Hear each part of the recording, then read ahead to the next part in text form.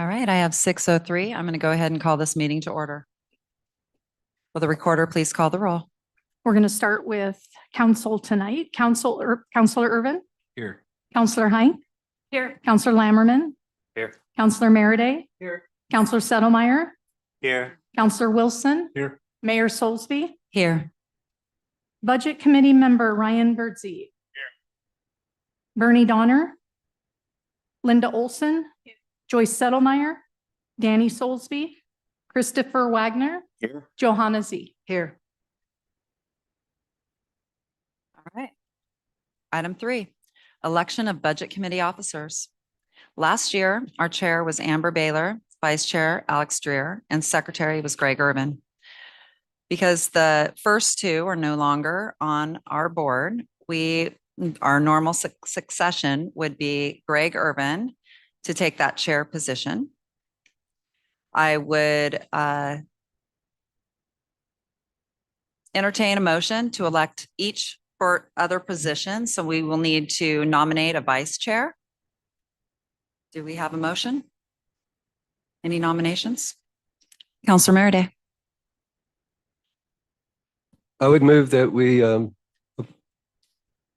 appoint Greg Urban chairman. We have a motion with a second. All those in favor signify by saying aye. Aye. Opposed? Motion carries unanimously. Vice Chair, do we have a motion? I'd like to move that Johanna Z be vice chair. We have a motion. Do we have a second? A second. We have a motion with a second. All those in favor signify by saying aye. Aye. Opposed? Motion carries unanimously. I'd entertain a motion for secretary.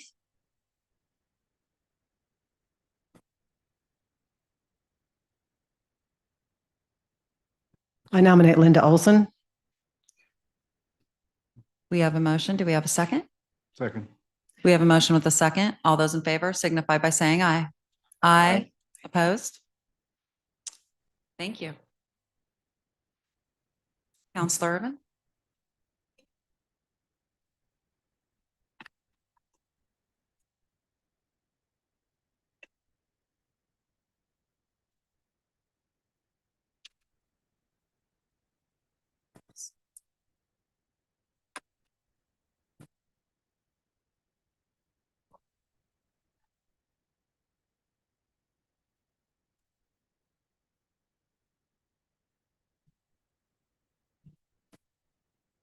Good evening, everyone. Welcome to the Budget Committee first meeting of the year. This is the 26-27 budget, correct? 26-27 budget. So one point for our recorder, would you like us all to have our mics on at all times or kind of rotate as we're going for recording sake? President Urban, we can certainly try that. If we start getting some feedback, then we'll have to reconsider it. But it is important. It's far better with all of you up on the dais as far as the microphones are concerned. But you still have to make a concerted effort to speak directly into the microphone about 4 inches from the end or the tip of the microphone. On the side or turning your head doesn't really work in these microphones. So let's try them on. And if we start getting some feedback or squeal, we know it's not going to work. Okay. So our first item will be the approval of our previous budget committee's 3 meeting minutes. Can you point, do we have those in our packet? Wasn't access to those? They were emailed out. I don't have the date. Maybe one of you can recall, but I emailed them out. I think it was last week. Yes. Like the 16th, I believe. So does anybody have any additions or corrections that need to be made to those minutes? Okay, and I would entertain a motion for approving those minutes. Anyone would like to make that? Move approval. Second. We have a motion and a second. And okay, so in favor, Aye. Counselor Merryday? I did, as I reviewed the minutes, it's not a correction, but I did see where our projected money was larger than expected, and we did bewail the fact of lack of audit. So now we're in the situation where we're facing the repercussions from our bad numbers that we saw in that discussion last year.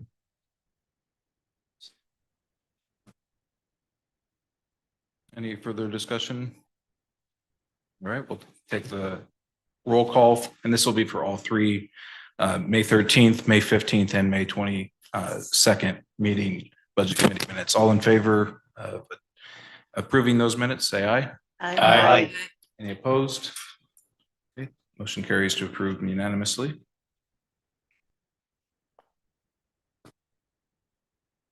Okay, does anybody or any budget committee member need to declare a conflict of interest any of the items in the budget this year? And that could be a potential conflict or an actual. I have a potential as the chair of the Chamber of Commerce.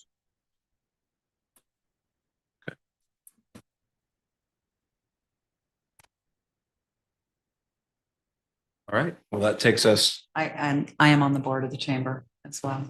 to potential.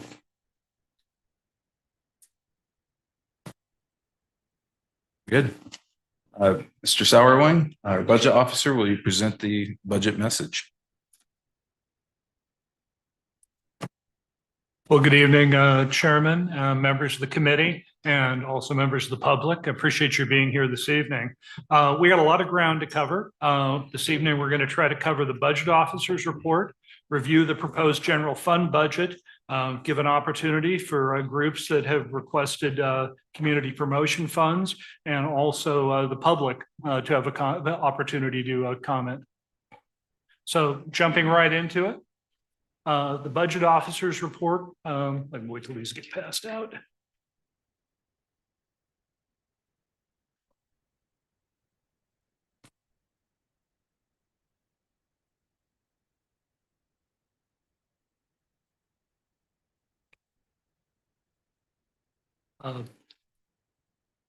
The agenda for this evening is really four main things. First, I want to talk about some of the unique challenges that we had for the 2026-2027 budget.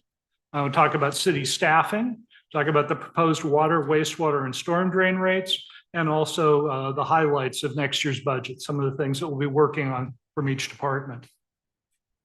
So first off, let's talk about some of those unique challenges. You'll recall that last year, the Budget Committee recommended that over the next 3 years, the city reduce the 16% gap between expenditures and revenues in the general fund budget, with the goal of reducing that gap by 1/3 in the 2025-2026 year, or approximately $500,000. The city council endorsed that back in July. And then in January, our interim finance director, Eric, who's here this evening, reported that at the midpoint of the fiscal year, personnel costs in the general fund were at 43% of the budget, and materials and services costs were at 41% of the budget. Eric also identified an increase of $125,000 in general fund revenue. Now, the combination of the increased revenue and trends in personnel costs and trends in material and services costs were projected to result in a $900,000 reduction in expenditures. That equates to closing the gap by 52%. In other words, originally we wanted to reduce the gap by $500,000. We actually have reduced it by about $900,000. I think, as everyone knows, the delayed audits have led to some difficulties in establishing our beginning fund balances. Back in May of 2025, when city staff was preparing the 2025-2026 fiscal year budget, the most recently completed audit was from fiscal year 2021-2022, resulting in 2 years of missing actual data, which would have been used to accurately establish the general fund beginning fund balance. Now, in September of 2025, after the budget was established, we got draft versions of the 2022-2023 audit, which were provided by our city auditor. That gave us a good starting point to review the beginning fund balances going forward. In other words, as information became available to us, we were able to act on it.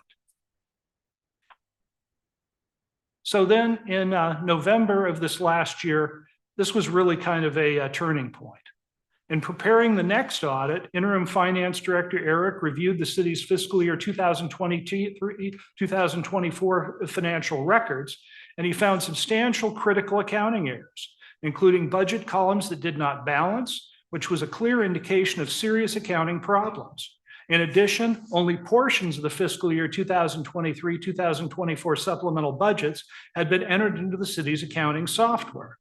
Now, let me hasten to say at this point, these situations have been rectified. City staff has implemented policies and procedures to prevent these problems from reoccurring. So, bringing us up to present, in March of 2026, all of this has resulted in the need for significant adjustments to the 2025-2026 budget. In total, the budget was reduced by $4.54 million by reducing capital by $2.52 million, reducing the ending fund balances by $1.26 million, utilizing $0.62 million in contingencies and various other adjustments to the budget. We also adopted a supplemental budget resolution. This is what I call trying to right the ship. So what is the practical impact on next year, the 2026-2027 proposed general fund budget? Well, let's start by talking about library services. Now, the goal is to keep the library open and functioning. But we also need to be intellectually honest as to what we can afford and what would be sustainable in the long run for library services.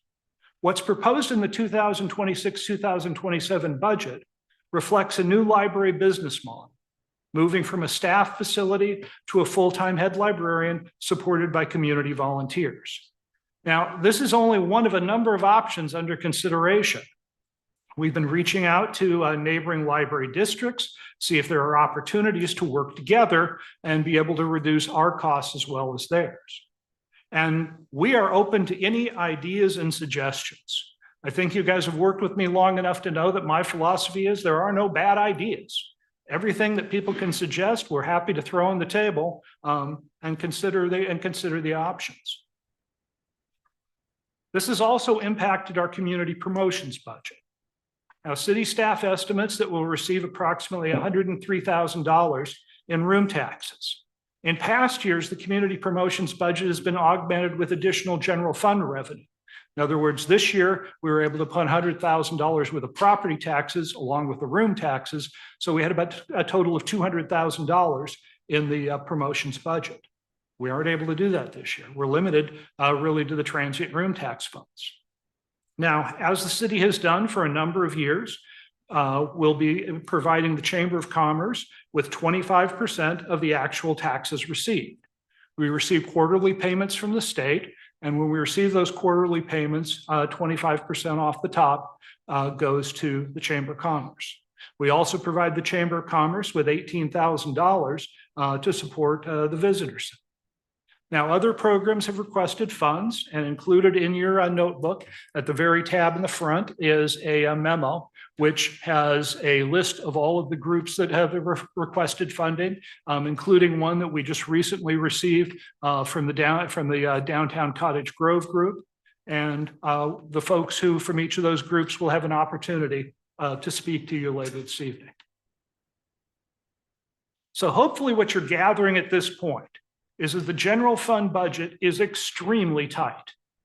The bare minimum that we need in the general fund of unappropriated ending fund balances to meet our expenses from July 1, 2027 until we start receiving property taxes late next year.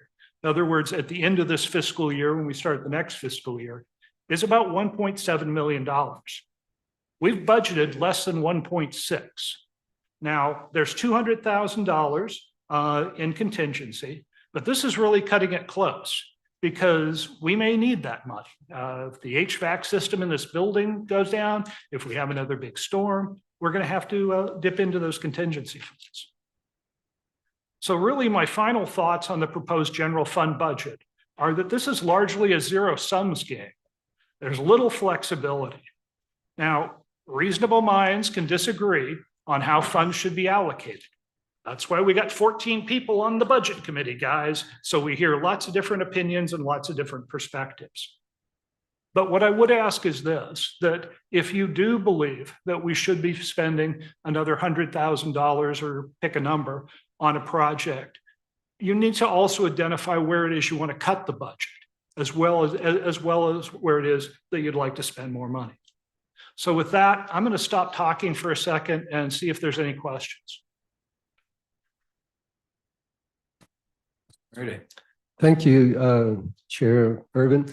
So tonight, as we start reviewing the general fund, do you think that we will get to looking at the library budget and the community promotion budget in view of the fact we'll have a town hall on Thursday?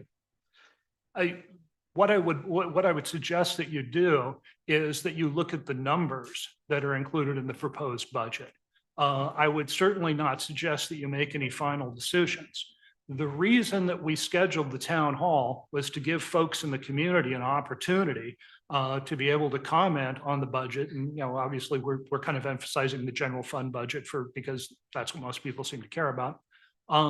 But you know, I really suggest that you hold off on making any kind of decisions, you know, until you've heard from the folks at the town hall. Tonight's an opportunity to get the information out there. As I've always said, I want to get everybody to the same level of knowledge and information, and I want everybody to hear the same message, the same time, the same way. So this is for the budget committee and for the public, and then the opportunity to comment comes on Thursday. Yeah, that was something that I wanted to make sure that I enunciated, that we don't make any final decisions on these funds until after the town hall had occurred. Councilor Sotomayor. I understand about the decisions waiting, but as we go through, you said, look at the numbers. And I've heard something about, we want to hear variations on if the numbers are here. Do you want that to wait from the budget committee suggestion? Oh, well, what we're going to do this evening is Eric and I are going to do a bit of tag teaming, and we're going to go through each department within the general fund budget. We're happy to take any questions or suggestions you might have. And, you know, but as I said, I would hold off making any kind of, you know, final decisions, or for even that matter, final judgments, until you have an opportunity to hear from the public.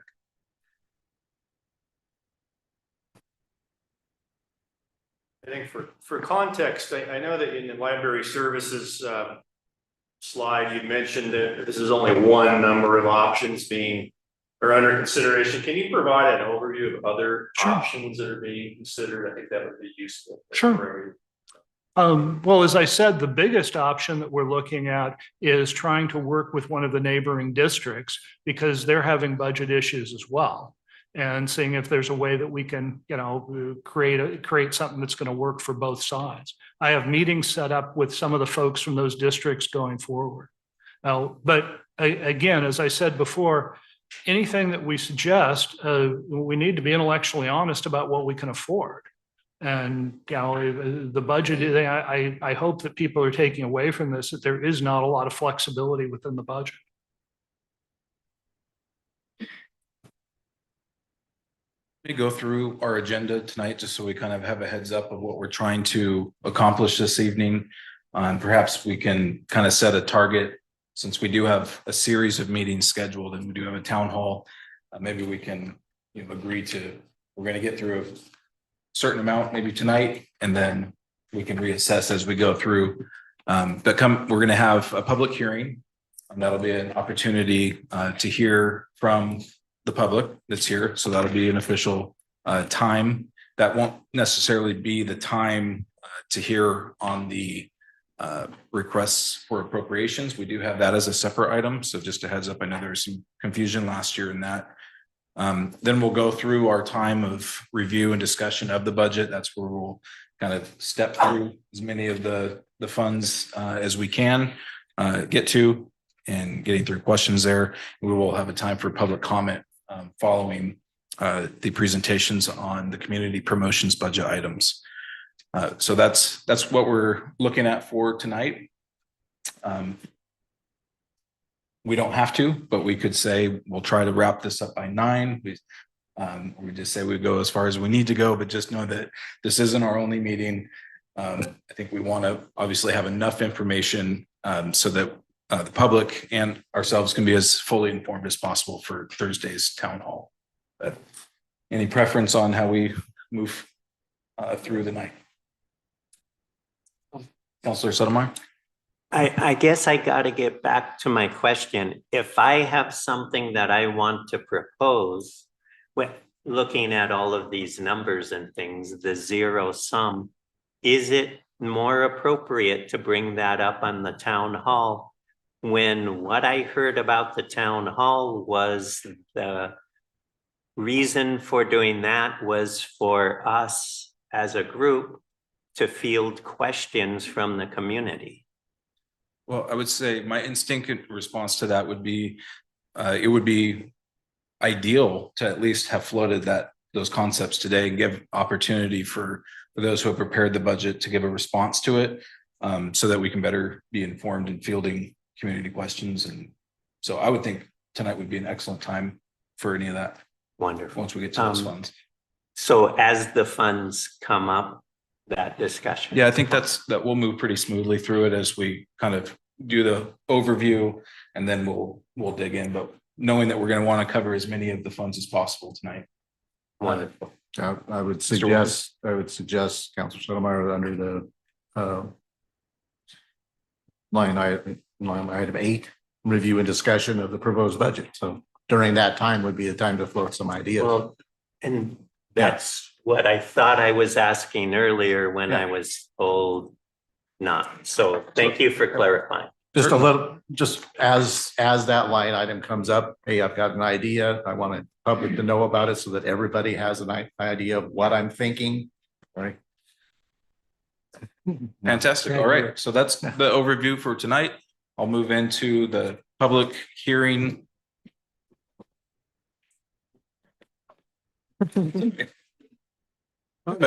Set final thoughts.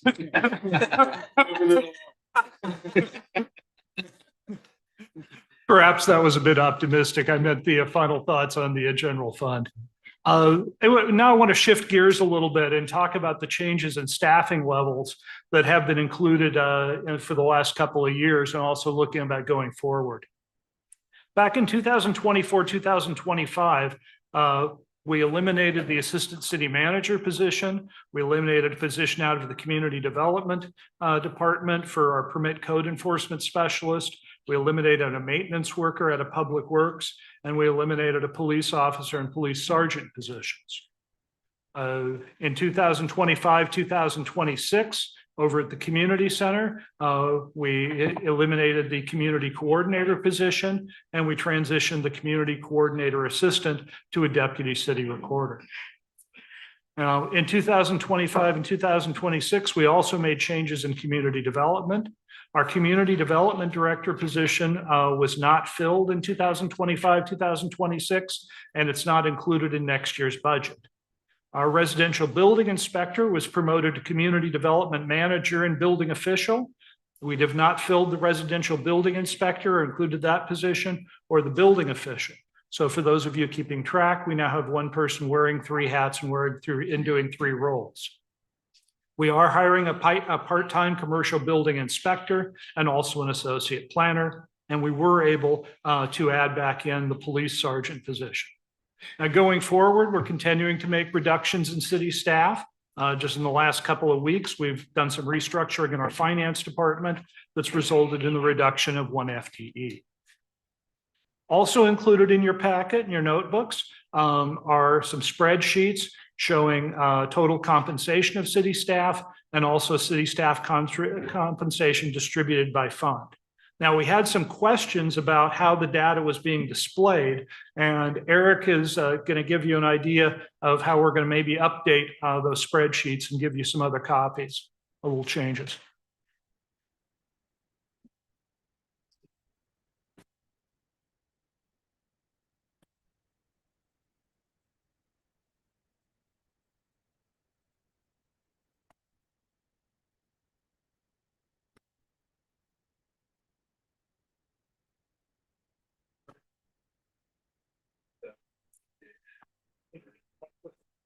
sheet that shows that.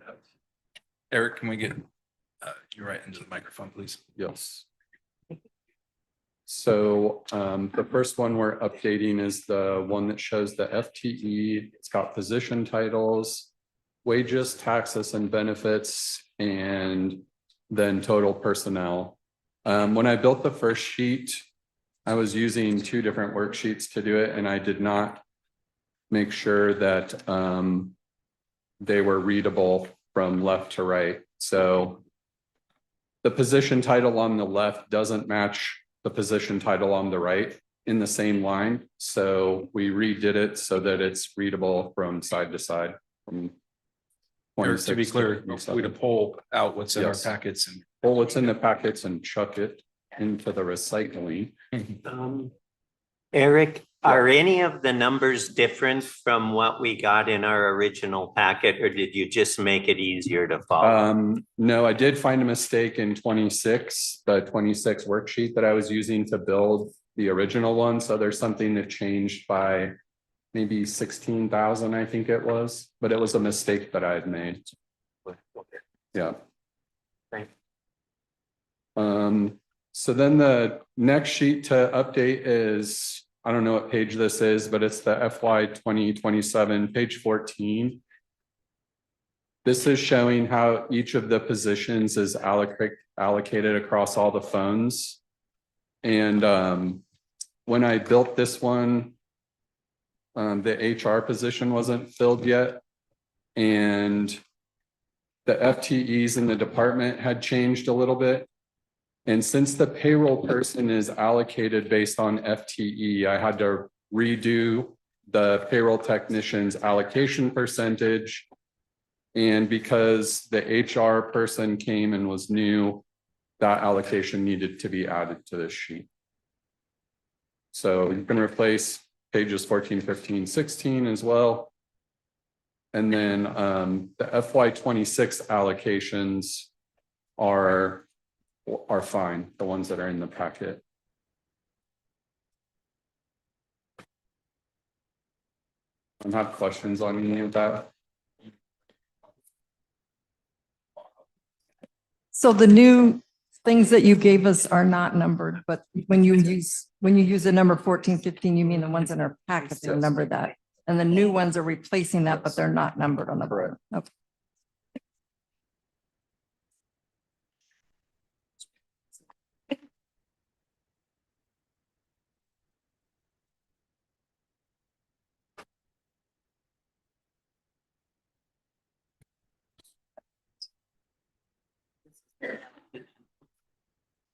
Any questions?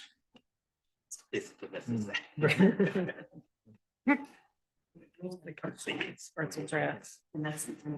just figured the easiest way to do this was to just give it to everybody and try to do it all at once, rather than asking people to bring in their notebooks, and we'll stick pages back into it and give you back your notebooks.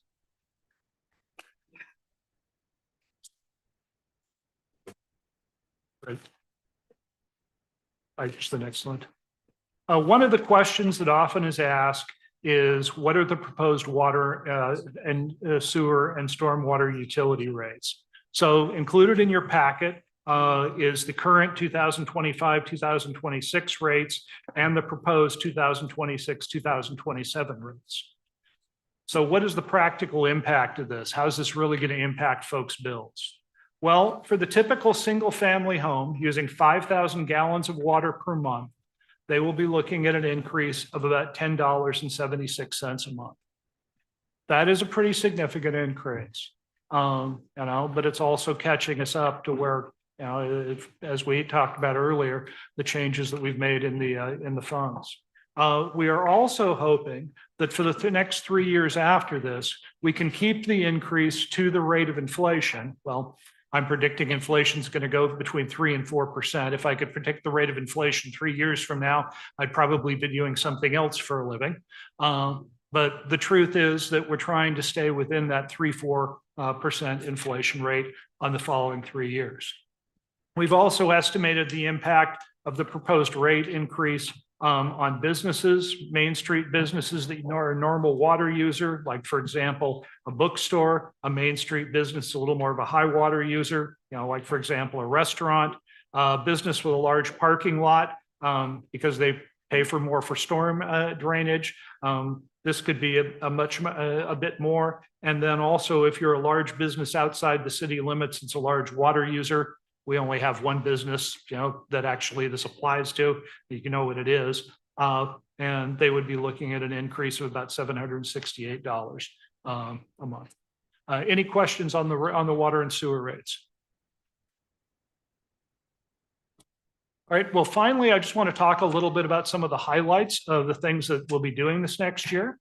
In our Public Works Department, we'll be doing phase 1 of our Lincoln Middle School Riverwalk Path, phase 1 of our water main line replacement from our reservoirs down to 21st Street. We'll be completing the storm drainage master plan, and we'll also be doing construction over at the Armory, getting our ADA lift in for the drill hall. In our Community Development Department, we'll be working on advanced long-range planning, supporting housing and development, promoting resiliency in the community, and maintaining a stable and efficient building program.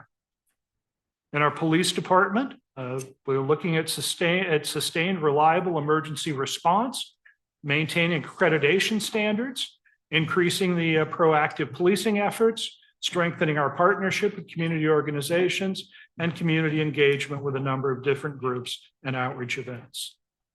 For those of us in the city manager and city recorder and the leadership team, we'll be spending some time working on wall dogs and the Animal House anniversary celebration. But I want to be very clear about something, that there are no city funds budgeted for support of wall dogs or Animal House anniversary celebration. Now, we will be providing in-kind support, just as we do for BMD, Oktoberfest, Concerts in the Park, Rock, Roll, and Rumble, any number of other events. We'll be treating it the same as those. So with that, I'd be happy to take any final questions you might have.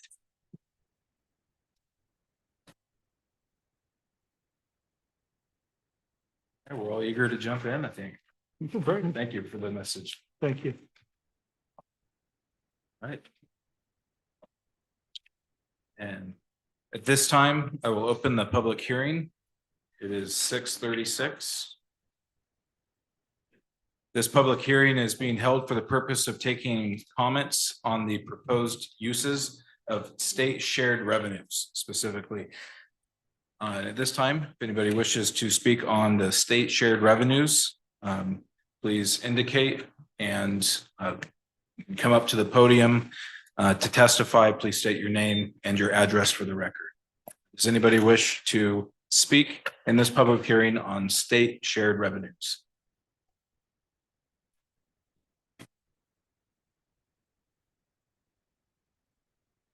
Are there any questions from the council?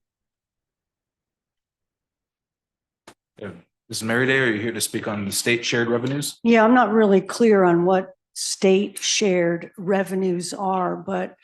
There are specific funds that can only, So the money that 25% of it that goes to the Chamber of Commerce appeared in 2 line items, one for 18 for something and 30 for another.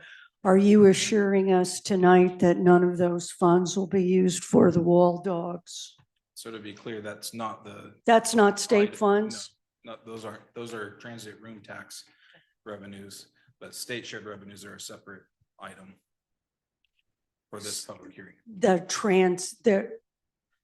Transient room tax. There'll be a- transient room tax. Yeah, we'll Okay, have an thank you. item to cover all the other things. On the state shared revenues, are there any questions from the council for this public hearing? Okay, seeing none. I'm now closing the public hearing at 6:38. So that's a formality required by the state for those state shared revenues. So thank you for bearing with that. That takes us into the bulk of our meeting tonight, the review and discussion of the 2026-27 proposed budget. And I'll hand that back over to our budget officer, Mr. Sarwin. Well, good evening again. I'd ask you all to turn to the general fund tab in your hymnals, which is page 41 and 42, beginning with the revenue. I just want to highlight two items within the revenue page. On 41, toward the top, about the fifth line down, you have the room taxes listed there.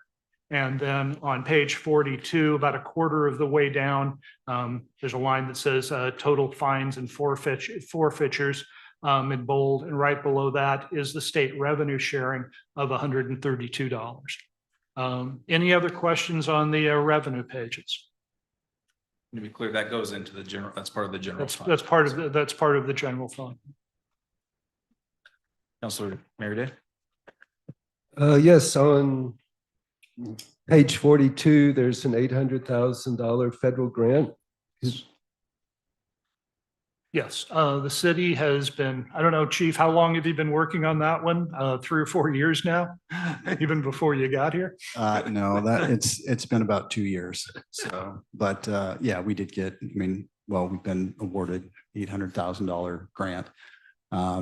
So we don't have the money yet, but the plan is to get it at some point, and then we have it allocated in the general fund further in the budget and capital outlay in the police budget. So Eric has it lined out in there for us.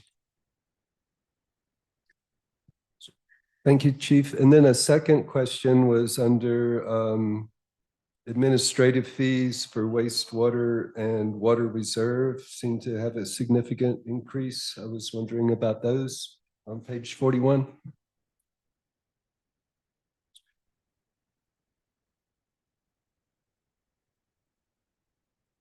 There's just a formula that was set up by the prior team about how to allocate those admin fees. And so there was some adjustment made to it this year. I don't have all of the support to explain the allocation here with me, but there was some differences. So because we're moving costs for employees, personnel costs to the funds with payroll, with the allocating people to funds, we had to take that out of the admin overhead allocation that was done before. And so then I set up something that looks at how much materials and services are in the general fund, which departments in the general fund work for all the other funds, and then allocate a percentage of their materials and services cost to the other funds based on their size. So I can get more detailed and bring the details of that stuff in here, but it was just a change in the allocation method. That what used to be covered by the internal support, more or less? Yes, Funds? Okay. yeah. Personnel, M&S, and capital was kind of all rolled into one number, but I've taken them out and made it 3 different so that you can allocate it more directly. All right, thank you. Yeah. Any other questions on revenue?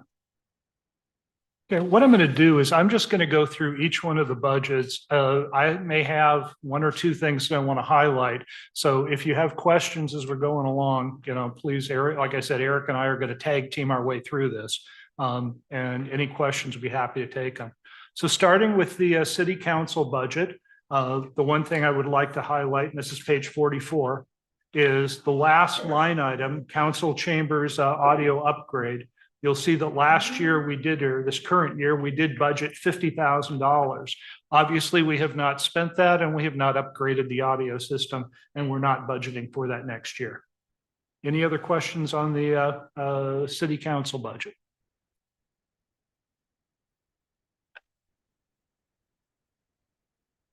Okay, on the city manager budget, one thing I want to highlight about the middle of materials and services, line item 7200, computer hardware and supplies. This is page 48. You'll see that there is a 0 for computer hardware and supplies. Now, this is a theme you're going to see throughout the budget. that rather than trying to track computer software and hardware in each department, what we've done is move those costs into what used to be called broadband services, and we'll get to that in a moment. It's now our IT budget. And we're trying to track that in one place so that we can get a better handle on what our IT expenses are. Now, each department, whether it's Public Works, Community Development, Police, they all have industry-specific software that they use. We need to do updates and upgrades on it. Like any organization, we have a schedule for how we replace our hardware and our computers so that we make sure that, folks have computer systems at work and, our servers get replaced in a timely manner. But in order to keep track of that, we are going to be putting it all in that one budget. So any questions on the city manager budget?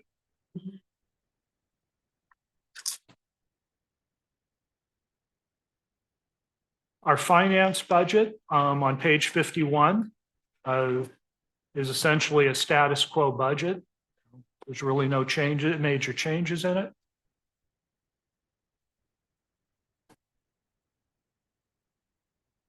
Questions? Okay, going on to the police budget, page 55 and 56. Again, just note within the materials and services, line item 71570 and line item 72000, which is the computer software and computer hardware, that rather than that about $60,000 being within the police budget, that will have been moved to our IT budget. And as Councilmember Merriday pointed out a moment ago, $800,000 grant. See it now. Next is municipal court on page 59.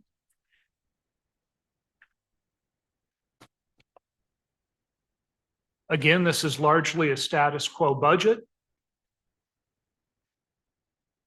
Questions on municipal court or the next page on page 61, the support services for municipal court.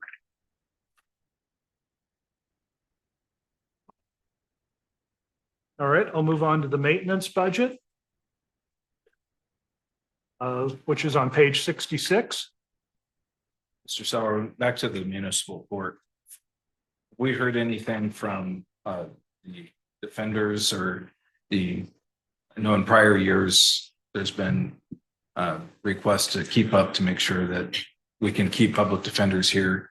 Have we heard anything from them for this year when preparing the budget? From the public defenders? I have not. That's something usually that, the chief and I just try to, kind of keep track with the municipal court judge on something like that. And I have not heard anything. Okay, on the maintenance budget, again, on page 66. Again, I think as you can see, this is largely a status quo budget.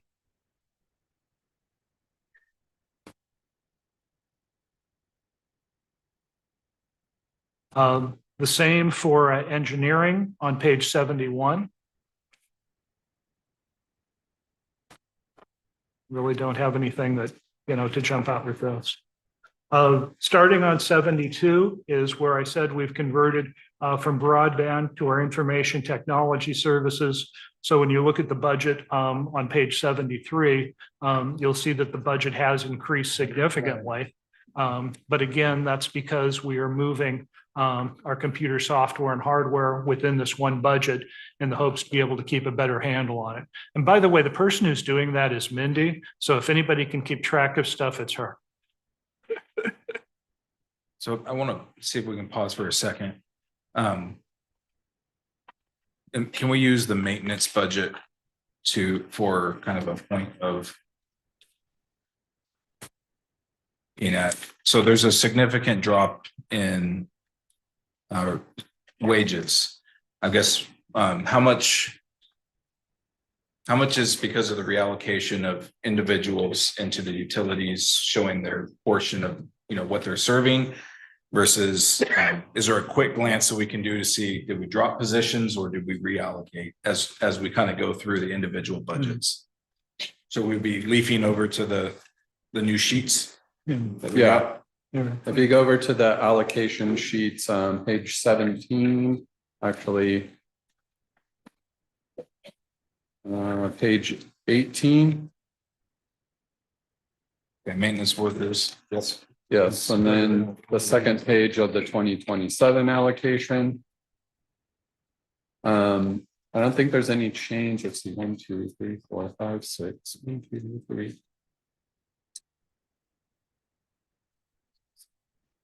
Yeah, so last year there was 7 maintenance workers on this sheet. And this year there's only 6 in maintenance. But the fact is, in 26, one of those people was actually supposed to be in public works. So they were listed in the wrong department. So in reality, last year, well, the year we're in, there were 6 in FTE in maintenance, and this year there's 6 FTE in maintenance. Council Sedemmeyer.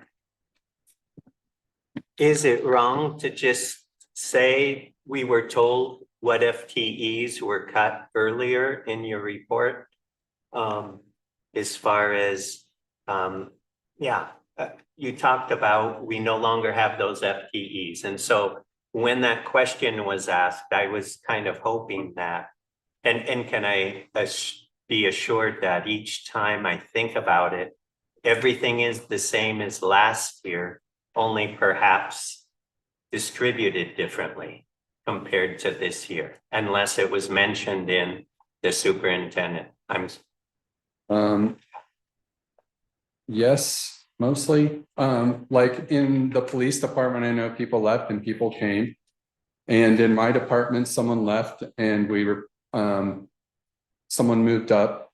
So there's been some changes. It's not exactly the same, but I can guarantee you that the FTEs that are showing on the 27 in here are correct. And perhaps as we go through, if you just knowing that that's a question on our mind, it might be difficult to flip through if you can just highlight that. Johannesy?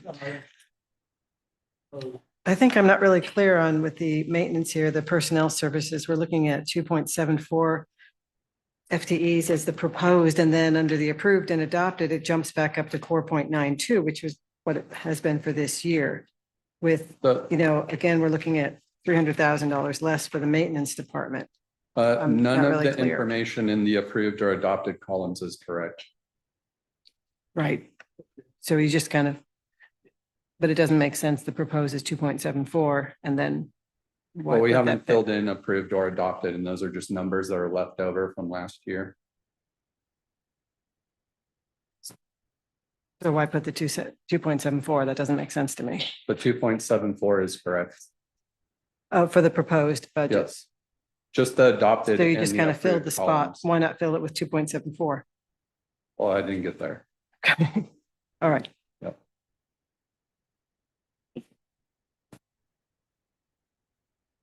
Councilor Merida. So really an allocation 2.74 coming out of the general fund.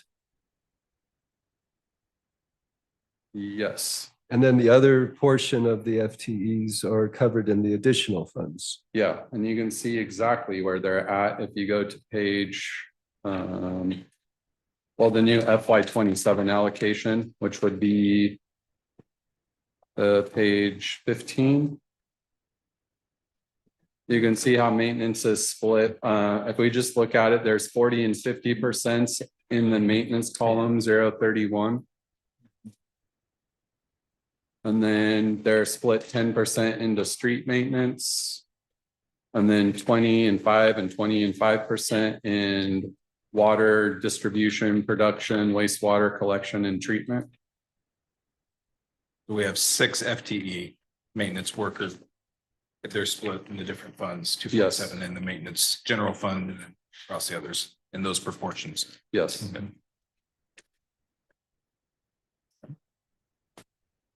Good.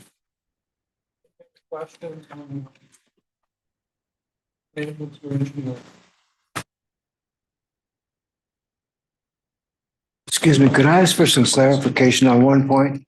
I think Throughout the budget, sir, at this there are time, numbers carried forward on the FTEs excuse me, sir. for 26, 27 approved and 20, 26, 27 adopted. Sir, I'm out of order. I just, there will be a time when we'll take the public comment. I would encourage anybody to it's please very take confusing, notes, repeating. and hopefully we'll cover them. If not, bring them at the public comment time, please. Mr. Sauerwein? Just to reiterate what Eric had said, if you look at the engineering on page 71, you will see that there is 1.07 FTEs that is proposed and then approved and adopted as the same numbers. In some others, those numbers are different. Nothing has been approved, nothing has been adopted. So this is I'll call this an error of how the software functions. That those numbers pop up there. But the truth is, the only number you need to look at is the proposed, because nothing's been approved or adopted. Does that make sense? Yeah, no, that helps actually. Okay. Thank you. I will say that the actual and budget columns on the left are correct as well. Yes, everything. Everything on the page, but moving left from approved or adopted 2026, 2027, everything else is accurate. As I said, the information technology budget on page 73 reflects the fact that we're trying to corral those costs in one place where Mindy can keep track of them. Moving on to the community development budget. Starting on page 79.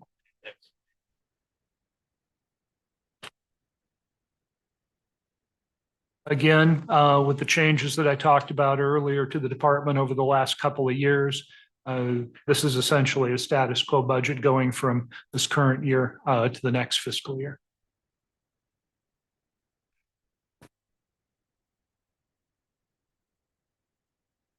The next budget is library services, starting on page 84. And as I said before, this reflects a new staffing business model that we've discussed. And there's probably going to be some questions about this, so be happy to hear what you folks have to say.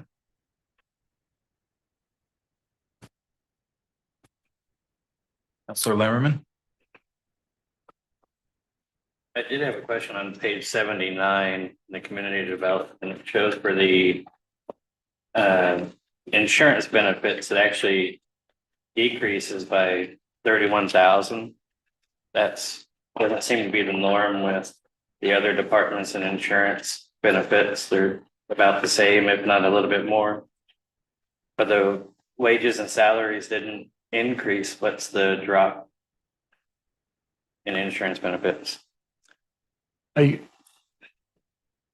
would have to go into it and take a look at that. It could possibly be, because of who the incumbents in those positions are and what insurance benefits that they're taking. And I'll let Eric answer that.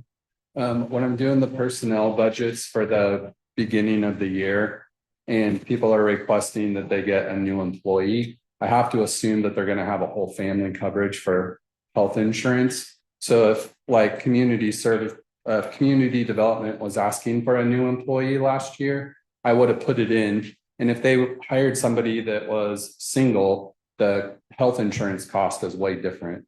So when I'm estimating personnel and they new people coming in, I have to go maximum on health insurance. So that could be the difference. Any other questions on community development? Councilor Sotomayor? Not the community development. Okay. So moving on to the library, page 84.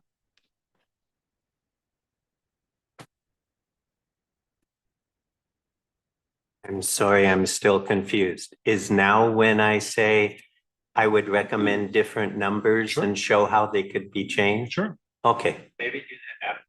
Well, that's what I don't mind. Yeah, let's wait until after we figure this out. So just so I can get the sense of the group, would you prefer I get to the end of the presentation of the general fund budget, then we can go back and talk about items like the library? All right. Well, then we'll go ahead and move forward to the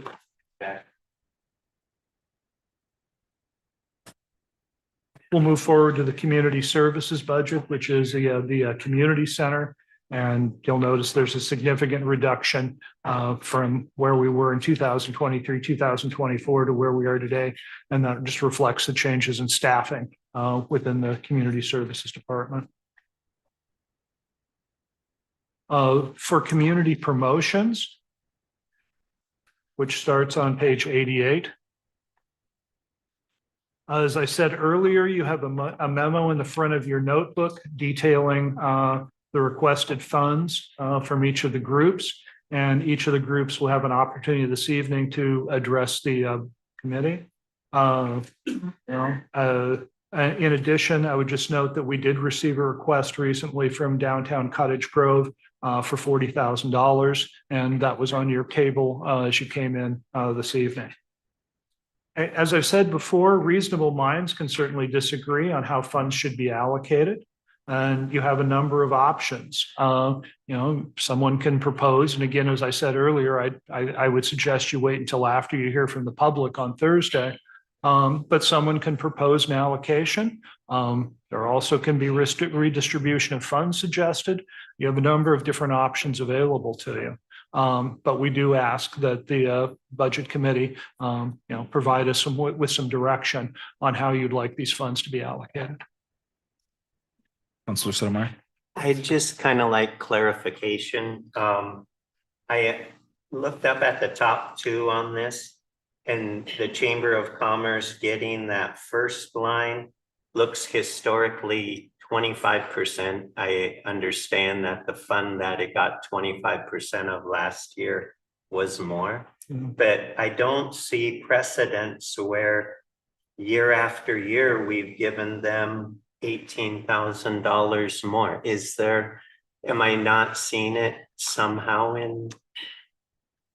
The mistake that was made within this budget, and I take full responsibility for this, I talked with the council about this last week, is the second line says Chamber Administrative Assistant. As we discussed, there has been a number of drafts that this budget has gone through, and where it says Chamber Administrative Assistant, it should say Chamber Visitor Center. And the Chamber Visitor Center, $18,000 was included in a larger number where you have rural tourism, the $35,000, a couple lines below that for rural tourism projects. And that's where the $18,000 in previous years was included. And, again, this is somewhat based on the revenue that we receive from the transient room taxes. And the $30,000 in the top line is a number. And I think, as was pointed out earlier, we may be seeing a reduction in our transient room taxes this next year. I understand. I was just trying to follow it over. Yeah, Thank as you. I say, that was my mistake. And from including this sheet rather than the new sheet after multiple drafts that we went through. So to be further more clear, we're all 35, say, using the 25-26 budget. Was all 35,000 going to the chamber for the visitor center? No, 18,000 did. We use that money also for things like buying ads in publications, advertising, come to Cottage Grove. If you get off the plane at the Eugene Airport, sometimes you'll see an ad there saying, come to Cottage Grove. That's what we've used the money for in the past. Okay, so You will notice that we have zeroed that out this year, and any money that we get to use on those sort of things would be thrown into the mix with all of the other groups that have requested funding. So chamber has seen the same level of support coming from different line Right, items. right. All of the other part of that has been zeroed out. Yeah, there's no changes in the level of support for the chamber. I want to be really clear about that. This is not a new funding. This is the same funding that my understanding is they've been receiving for a number of years.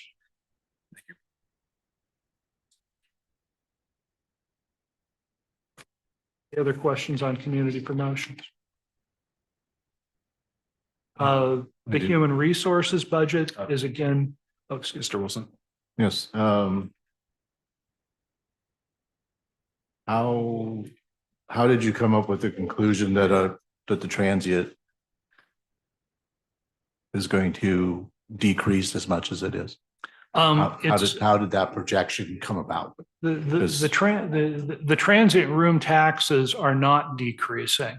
What has decreased in the promotions budget is in the past years, the city has donated a percentage of their other general fund property tax revenue to community promotions.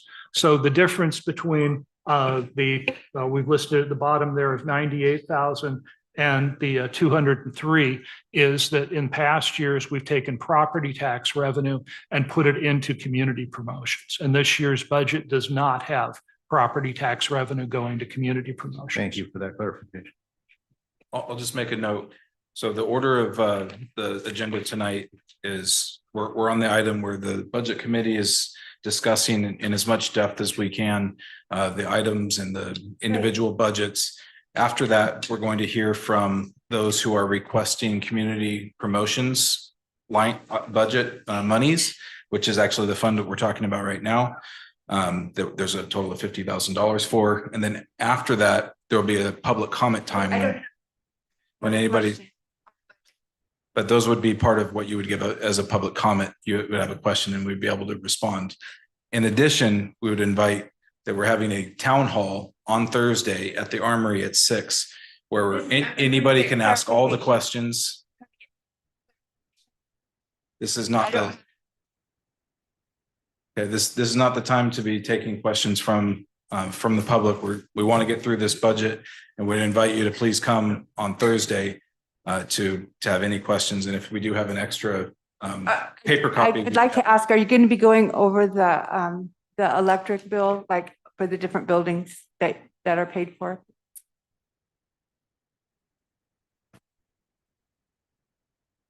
Yeah.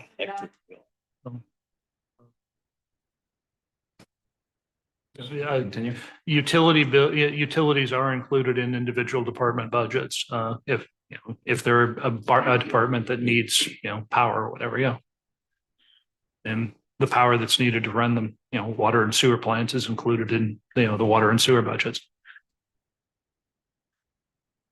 All right, any other questions on the community promotions fund? The internal support budget on page 93. The only thing that I would highlight on this is, as I said earlier, if you take our contingency and our unappropriated ending fund balances, we barely have enough to pay our bills between July 1, 2027 and, when property taxes come in at the end of the calendar year. So this is a very tight budget. And I think that would conclude my report, Your Honor. It's true. I want to talk about the gap while we're here at the end of the general fund. Okay. So when we look at we want to look at the operation of the city. So when we're looking at the revenue, we're not going to count the beginning fund balance because that's dollars we already have. When we're looking at all the expenditures, we're not going to count the unappropriated ending fund balance, and I'm going to leave the contingency out because hopefully we don't spend it. So if we take the operating revenue, we have $10,207,884. The operating expenditures is $10,275,338. So in this budget, there's only $67,454 more in expenditures than revenue. So we went from 1.7 million to 67,000. The unended or unappropriated, wish it was unending. The unappropriated ending balance of 1.53 is different than the 1.6 in the message, or No. No, the 1.7, it's the 1.5 million of unappropriated plus the contingency gets you to 1.7.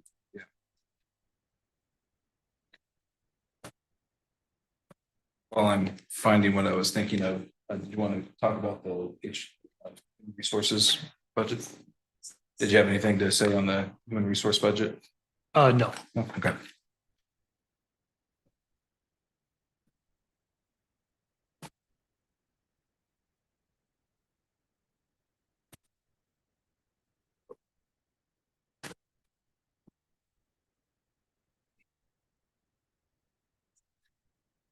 Okay.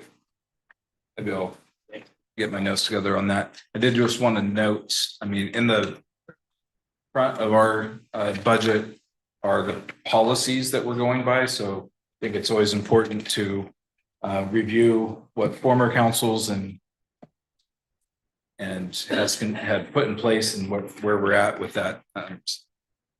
And that we are deviating from that because of the circumstances that we're in.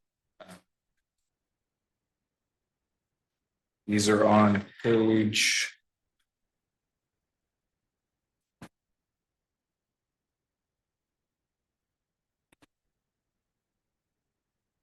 Blue writing. Where are you exactly looking for?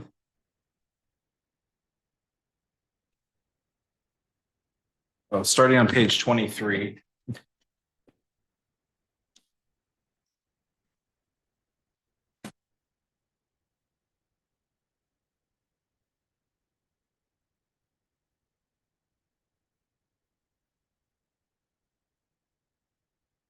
So these are the articulated kind of principles and policies that should guide our process of budgeting each year. So I would invite the budget committee to thoroughly review those. And as we're going through, if you see anything that needs to be addressed or updated, that we make that part of this process, because this is part of the budget.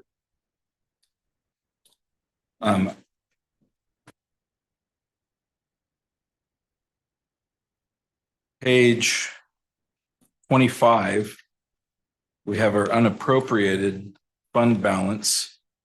So our target, the city will maintain an unappropriated fund balance of 5% of funds operating budgets, excluding grant funding, capital outlay, and transfers to other funds. These funds will be used to avoid cash flow interruptions, generate investment interest income, eliminate need for short-term borrowing, and assist in maintaining an investment grade bond rating.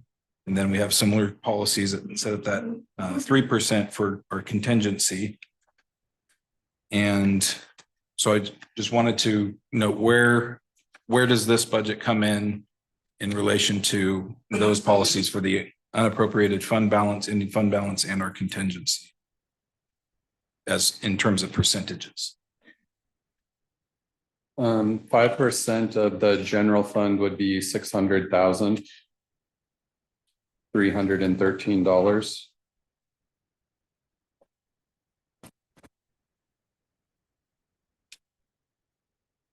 Which under this budget, we know that the minimum has to be 1.6 to cover expenses, right? Yeah, 1.7. 1.7. So we have a bad policy.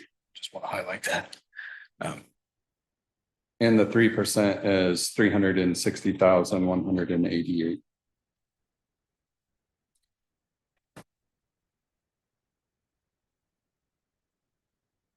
Can you repeat that number, please? 360,188.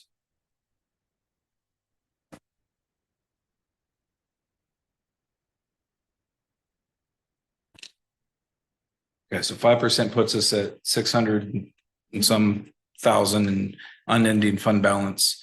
We need a minimum of really the 1.6 million to cover expenses through because this 1.7 is with the contingency as well, correct? Yes. So the 1.53 is what's in the budget this year.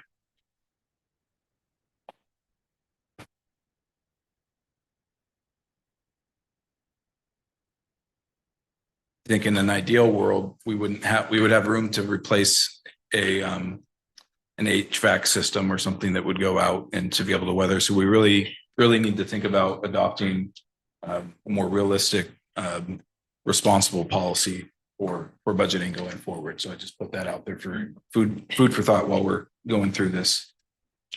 Just for reference, 1.7 million unappropriated ending fund balance would be 14%.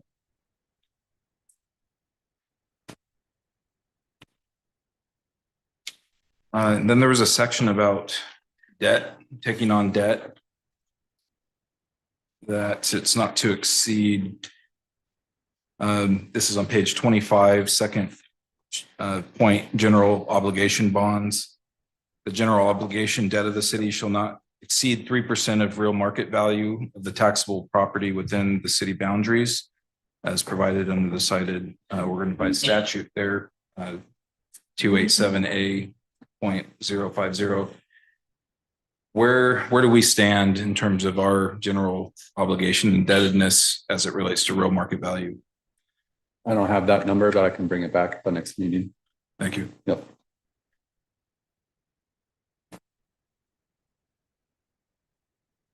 Okay. Do we have additional funds we want to proceed? Because are we through the general fund so we can kind of cycle back through and make those points?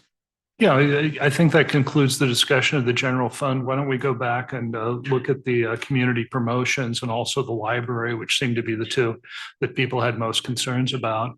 If you don't mind, we can start with the community promotions.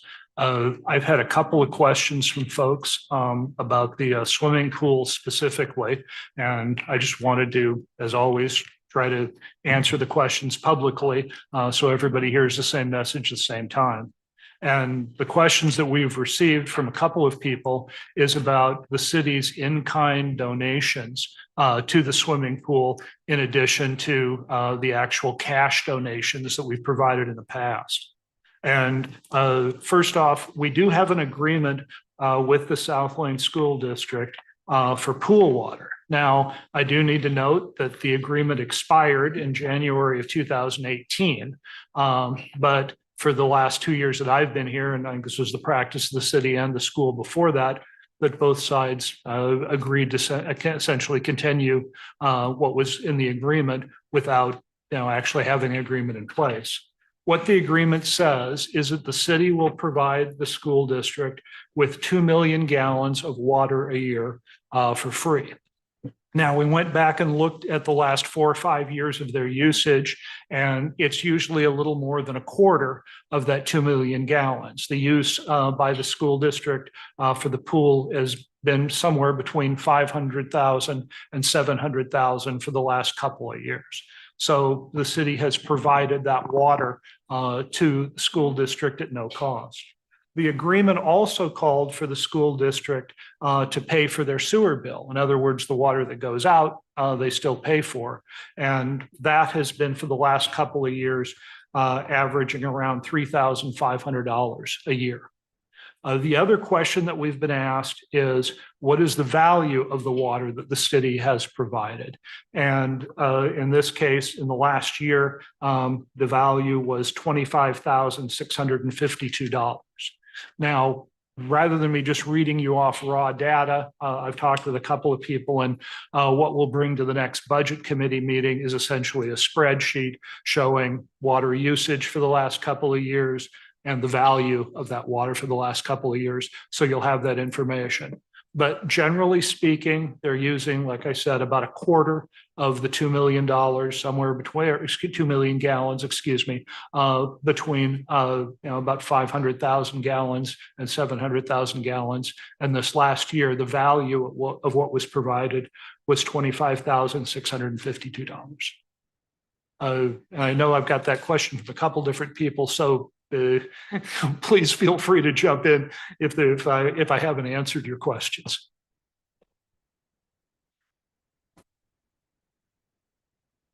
That would be my only comment on the promotions.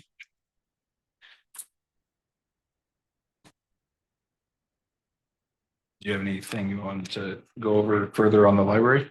The only thing that I would add to the library is, like I said, we're open to ideas. We put together the budget, like 2 months ago. So, if there are any ideas or suggestion, we're open to them. Councilor Selmeyer. Seems like a great time. Yay. Good time. Okay. I have all sorts of rationalizations and reasons for bringing this up. Nothing that I'm suggesting when you're talking about zero sum distribution are things that in a normal world would I think we should even consider. But when we're talking about a city that takes pride in so many different things, I mean, any one of these items that we're talking about losing and sucking up is very important to major groups in our city. So I am proposing that we look at ways to take bigger bites out of some of the budget items that we've been shown and increase funding, particularly to the promotions in the library. And specifically, I've got to say what made me think about this is essentially, if we look on page, where is that?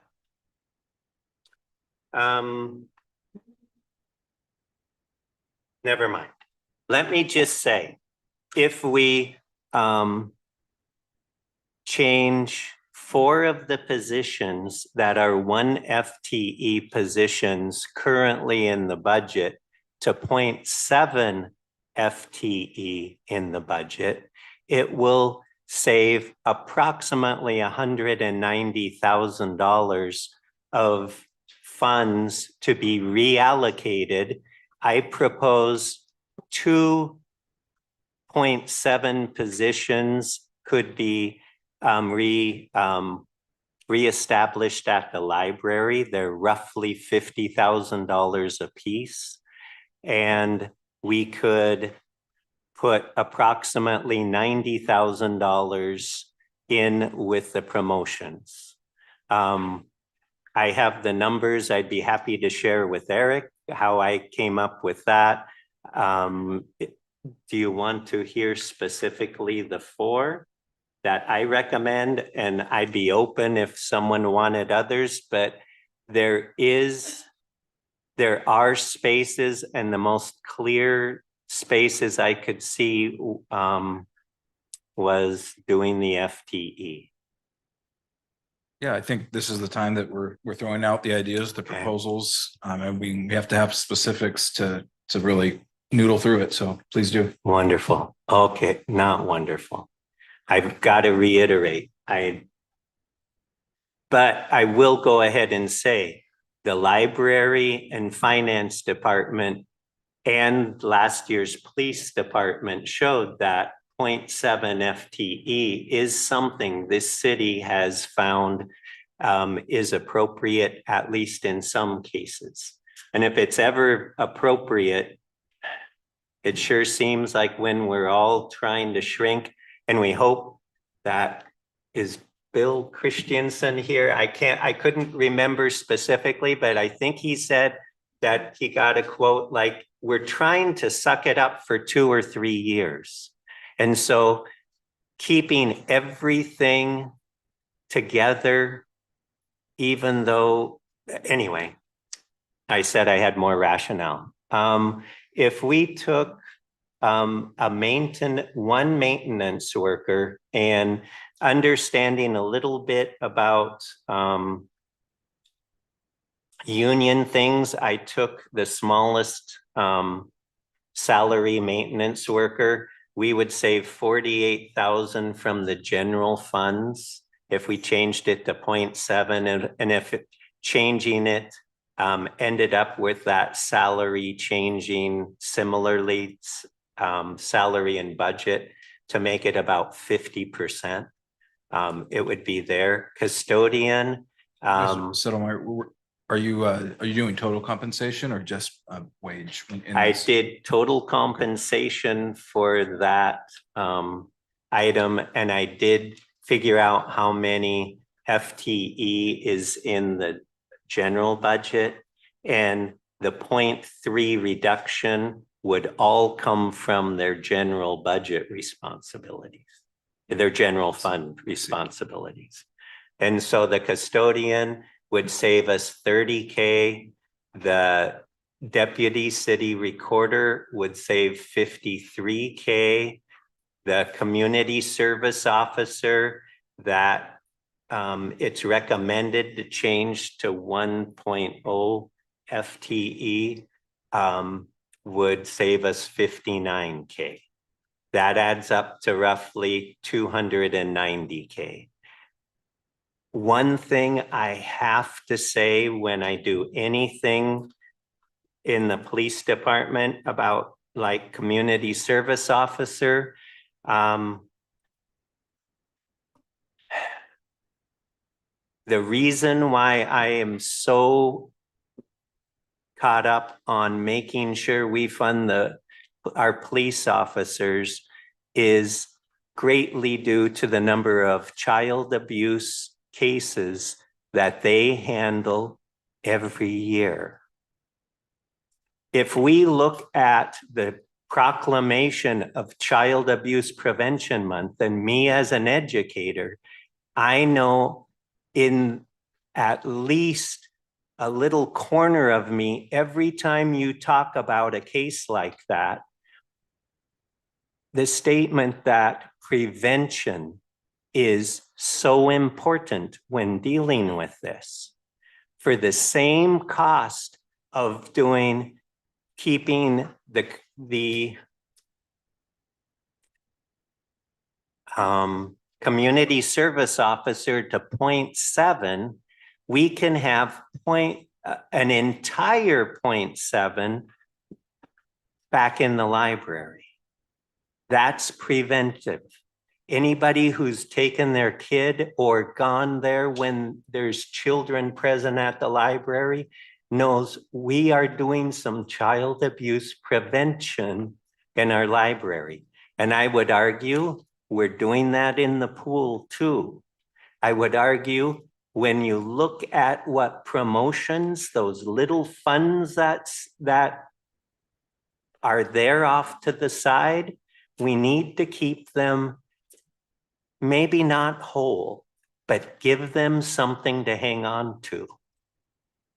What were you had maintenance worker, community service, and what were the other two? Deputy city recorder and custodian.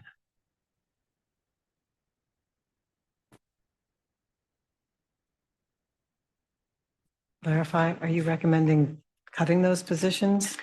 They reduce from 1.0 FTE to 0.7 FTE. But what is that in actual effect for that position?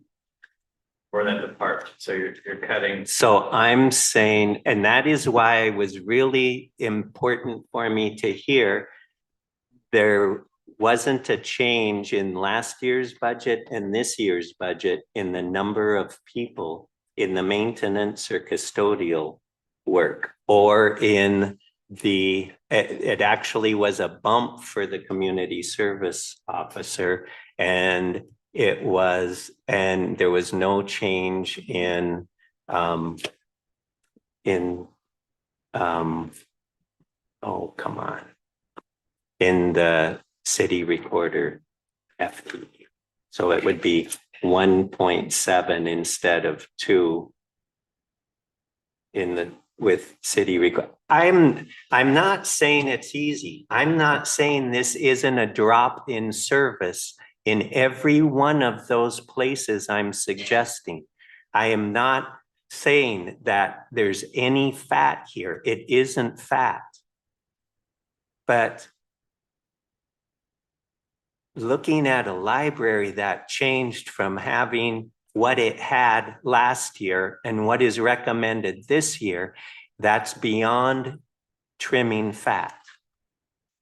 Looking at the amount of funds that we have for promotions like a pool, and I apologize to everybody else here that has one of those things on there. There's very many solid programs that we can give more than a share of $50,000 to. We could, according to this, if all the other numbers are right, it would be a share of $140,000, which isn't going to make anybody happy.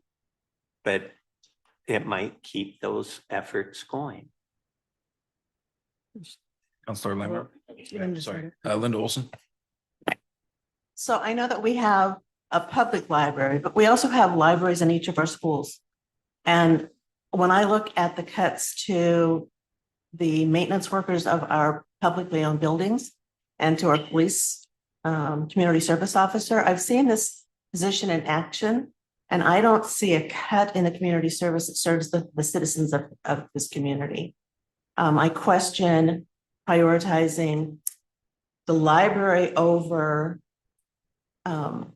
maintenance, preventative maintenance, proactive preventative maintenance, and support of the ordinances and the regulations that we've put in place here in the city that our community service officer responds to before it becomes a big issue. So I do have some questions on that. I do need to chew over that a little bit, but I question supporting full library staffing when we have full libraries in each of the education sections.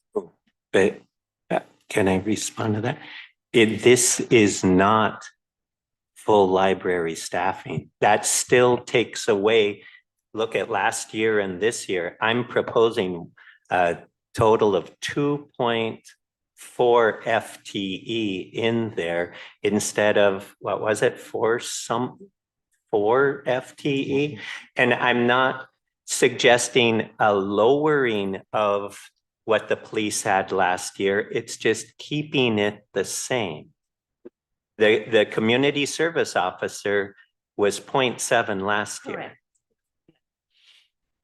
And that's why they expect that. well, I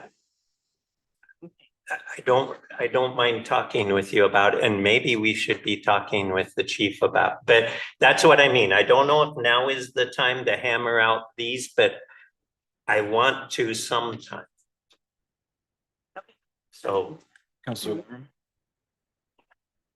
So real quick, just for everyone's understanding, everyone's looking at these at 1.0, 1.7, they're looking at it as numbers. Everything has a cause and effect. Would you mind explaining what that effect actually looks like in a department? So like the community service individual, if we take it from 1.0 to 0.7, hypothetically, what does that actually look like to that person or to that position? Well, Mr. Chairman, Councilmember Lammerman, this is the first I've heard of this. So it would be very difficult for me to give you an accurate response to your question.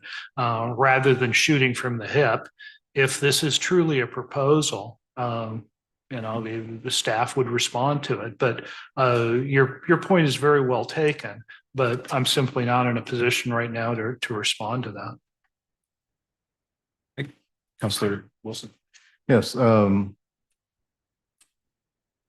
understand the desire to fund some of the library staff. Sorry, to fund some of the library staff. I don't see a benefit to the city in cutting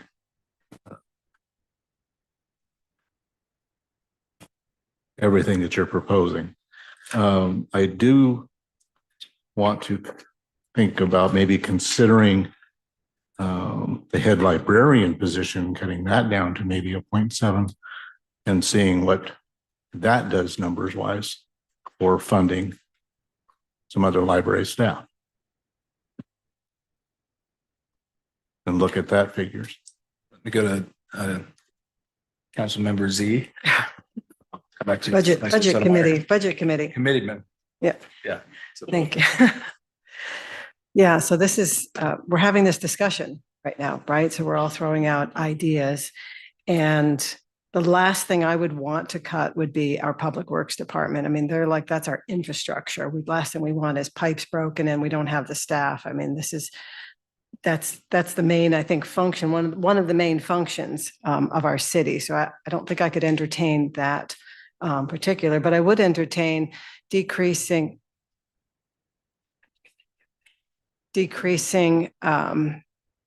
instead of 1 full-time to 2 part-time or 2.7. So I would, certainly entertain that, though.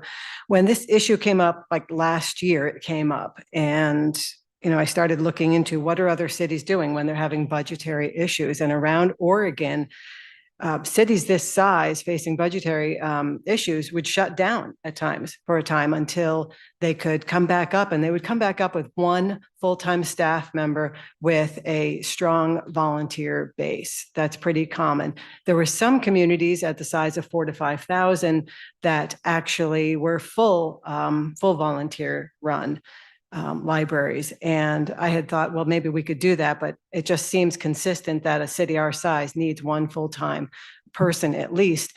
I would certainly, and I don't even think this is our role, though, to consider a lower salary and maybe have more staff. If that's, right now, I think for a city our size, and given our financial constraints, it doesn't make sense to have someone at that level. These are just thoughts. We're just talking. We want to pull funds in from somewhere. So we're having this conversation. And I think people have said we can't have volunteers, but they're doing it all over the state. They're doing it, I lived in several cities where they had to shut down and come back, with volunteers. You've got 2.5 months before the end of the budget cycle. You could have orientation manuals, you could have training. We've got high schoolers that probably need things to do. And, they could have community service hours, they could have internships. We've got colleges around. So there's plenty of opportunities for volunteers to come in and be a part of this process. And it can be short term. We could say, hey, let's do this for 3 years until we come back up and bring the staff back. I don't think anyone is suggesting to close the library. I never even saw that. And there's a lot of fear that's come up around this. Nobody has said defund the library, but yet I see those rumors out there. And that's kind of sad because I think everyone's doing the best that we can. And I was actually thought that was a quite generous, given the situation that we're in right now, that it was quite generous offer of just cutting it in half. I don't think there was anything drastic for that given the situation. So I'm sure we're going to have more to say about that. And I'm certainly open again to hearing, but again, I don't want to see Public Works suffer in any way. We need those guys. Think ice storm, right? We need them. Counselor Sotomayor. I recommended a 1.0 FTE drop to 1 custodian and 1 maintenance person. But when it drops to 0.7, that means there aren't enough FTE to distribute all of their responsibilities. I'm leaving the percent for a maintenance worker, it's 0.6. That goes over to the infrastructure pile. The people who would be doing our pipes and stuff are essentially, they still are doing all of those duties in that line. What is going to hurt, and you're right, it sure would be helpful if we got some help with this. There's lots of other work that we like around the city, like all these beautiful parks that are working. They work a lot there. And it really is meaning that very little energy from this one maintenance worker is going to be devoted to parks. Does that make sense? I hear you. The other real-time issue I'm thinking about is you're asking real people to, they're taking a particular salary and we're asking them to take a cut in salary. Then they have to kind of fill that with something else. And we've got good people. We've got really good people in that Public Works department, and I would hate to see anything happen to that. That's just, for me, that's the golden one, unless there's something I'm missing. But let's all sit down and keep talking about it. Share some of my thoughts on this. I like to try to pan back as much as I can. I mean, we're all here discussing a finite amount of resource to allocate to things that on an individual basis, we cannot provide for ourselves efficiently. So we've all made this contract, the social contract to bind together and to say, look, I'm going to give up a portion of my income so that I can have sanitary system, roads, protection, hopefully the, justice system to make sure that my property is protected and my person and my family, all this. So we've come together, and then there's, so we're really, what we're doing is we're talking about, now we don't have as much resource to allocate, and what level of services are we willing to accept on that same pool of money? Outside of that pool of money, our volunteer donations are above and beyond that tax basis. So those concepts should be considered as, individual contributions. Mentioned, endowments, those are fundraisers, all those kind of options. But I think one of the things we're doing here is we're representing what serves the most people, the most evenly and most broadly. And so that nexus kind of has changed over the years. So that's the context I see for this discussion. And so I just want to make sure that we kind of keep it within that framing. To that end, it is helpful for those that are making that decision to have good, clear, articulated information about what are those services, how are they rendered, who is benefited, how does that benefit go out into the effect. We've heard Councilor Settermeyer allude to that prevention.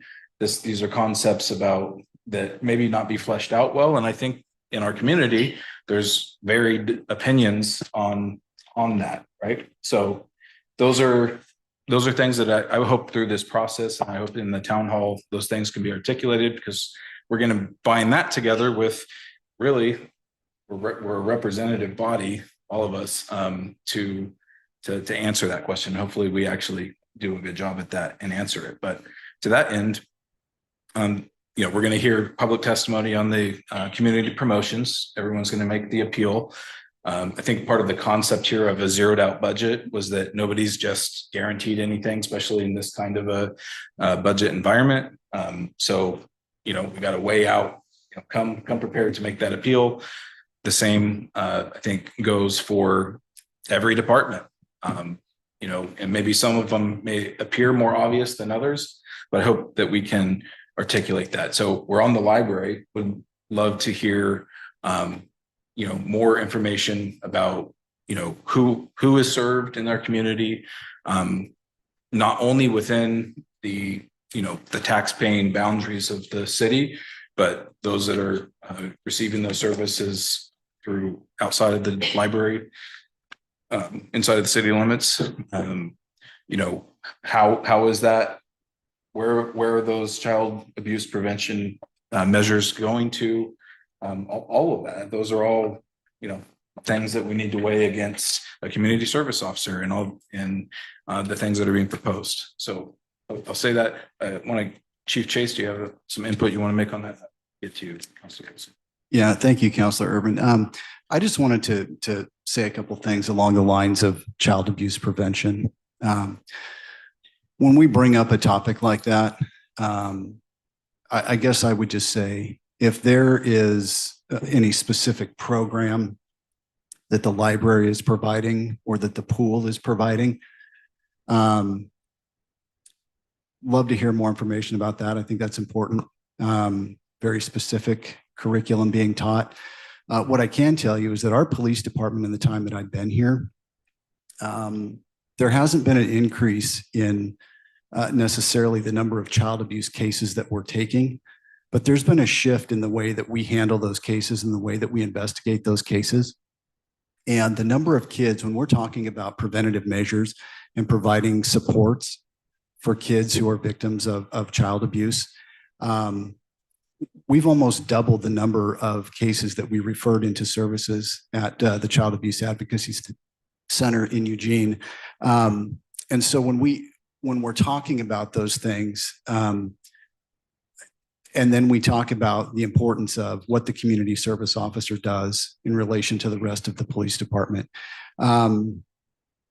having that community service officer able to respond to what we call the quality of life issues that we can have that community service officer address is invaluable in freeing up the opportunity for our officers, our full-time sworn police officers, to do follow-up on those cases, and also allow for us to have a detective that can also do the important follow-up on those cases and refer those cases for further investigation, spend time investigating them, and also get those kids and those families the services that they need to help recover when some of those things happen to them. So I came into this budget season looking at realistically, because I hear time and time again, and I know we've had these conversations in the council meetings about what services are the police providing? And I hear the term accountability a lot.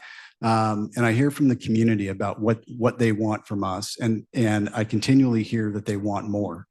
And I'll tell you, when I look at the calls for service, the population, and I look at a number of different things, trying to figure out where we should be staffed and what numbers we need to safely and adequately perform those duties. 17 sworn staff with 12 dedicated to patrol operations is not enough. So what we're asking for is to maintain status quo. Maintaining status quo means that we still aren't staffed adequately enough to do all of those things that the community wants, and that I continually hear from the council and from the community that they want more of. And I think you heard a lot of the same things that I'm saying when Chief Wooten was here, last week, talking about the stress on their staff and on their personnel. And he said they had 3 resignations that week because of the staff. The strain and the stress and the work that's being demanded of them. There was an article online with KLCC that I was just reading this weekend. The district attorney talking about overburdening the staff and being understaffed in the criminal justice system, the number of prosecutors relative to their caseload and the level of burnout. The sheriff's office is dealing with the same thing. So in public safety, we are demanding more, but we're not providing the supports to get those services and those demands that we want. So I asked for more officers this year. Originally, we had some conversations, and it was, I guess I didn't ask. I went in and said, hey, here's a proposal, right? This is what I think this should look like, right? And then we started having some real conversations about what the money looked like. The reality of it is the money's not there. So I had to go back and look at, looking at the budget as is. Could we cut some things and try to make some reductions in our operational expenses, which we did. And we've done that every year that I've been here. And that's because we're extremely meticulous in every penny that we spend. And also looking at the number of officers that we currently have. But as our city continues to grow, our population has increased over the last several years. The number of calls for service have gone up. The last year, they kind of plateaued. But I'm already looking at putting together a model that shows what a reduction in service is going to look like only if we approve the budget as presented. Any cuts to that, and there will be further reductions into our ability to provide service to the community. And that doesn't mean that if you call 911, nobody's coming. I'm not going to present this as a doom and gloom. But what it does mean is a lot of things that this community has come to rely on the police department to do. And traditionally, it's kind of been a catch-all where something happens, you just call the police.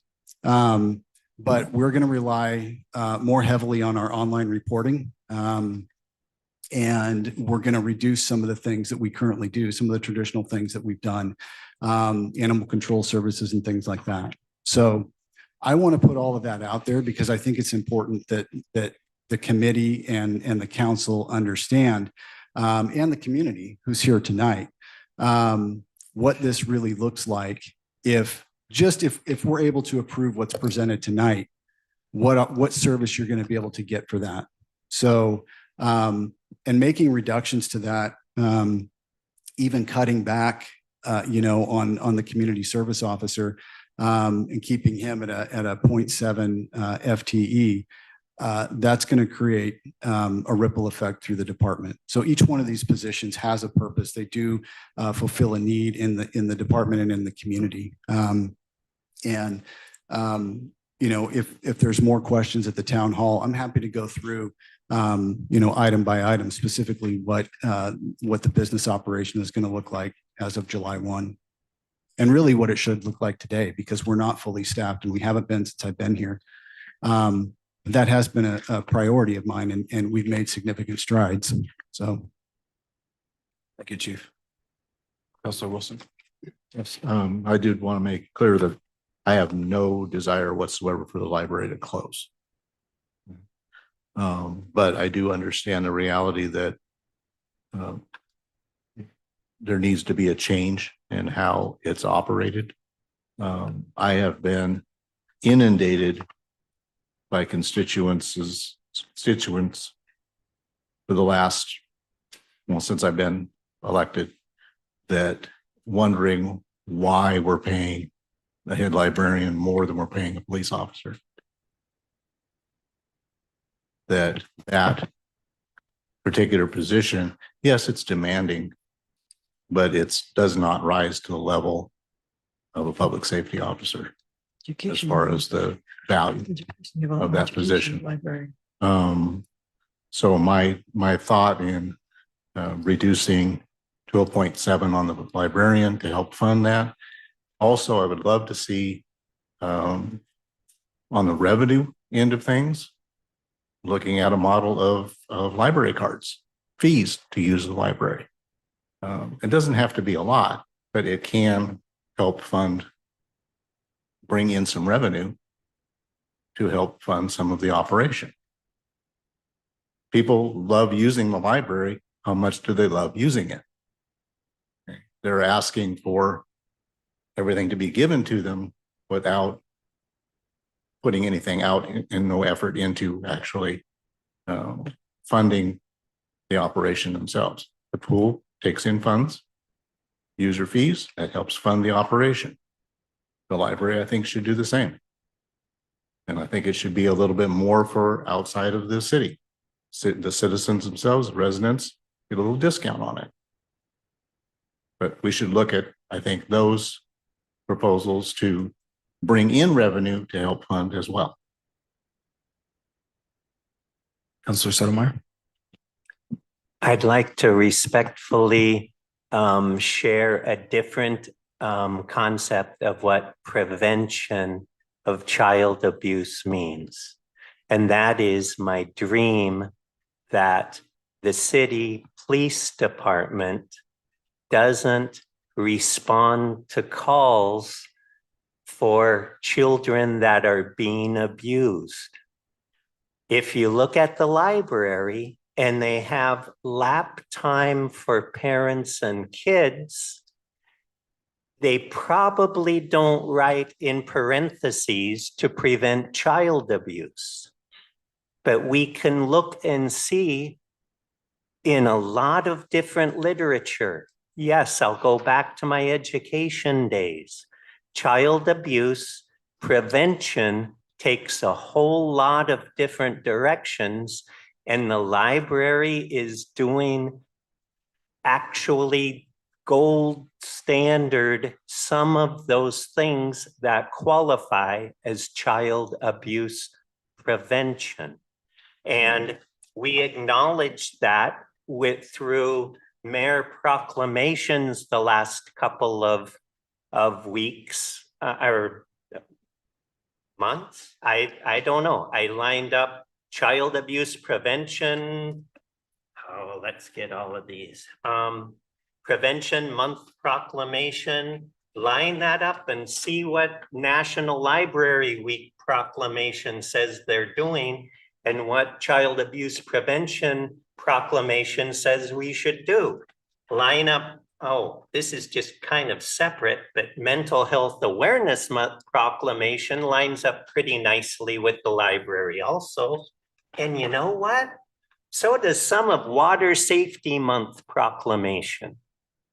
See how well this entire, looking at the city as an entire organ, we might be chopping the crud out of, and we will somehow limp through, we hope, for 2 or 3 years.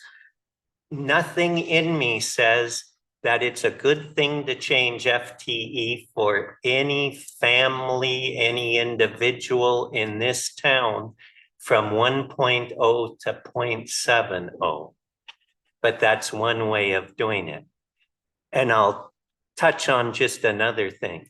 If nothing else comes out of this, looking at the idea, if we need more bodies and more numbers, us changing at this time in our time of doing a 0.7 FTE for a community service officer, when we could get 1.4 FTE for the same amount of money, doing an additional 0.7 FTE. I mean, I'm sorry, I know it isn't the same, but if we're just trying to get people on the streets that can be quality, I would guess there's a lot of people that would be willing to try that kind of effort. Committee Member Z. Thank you.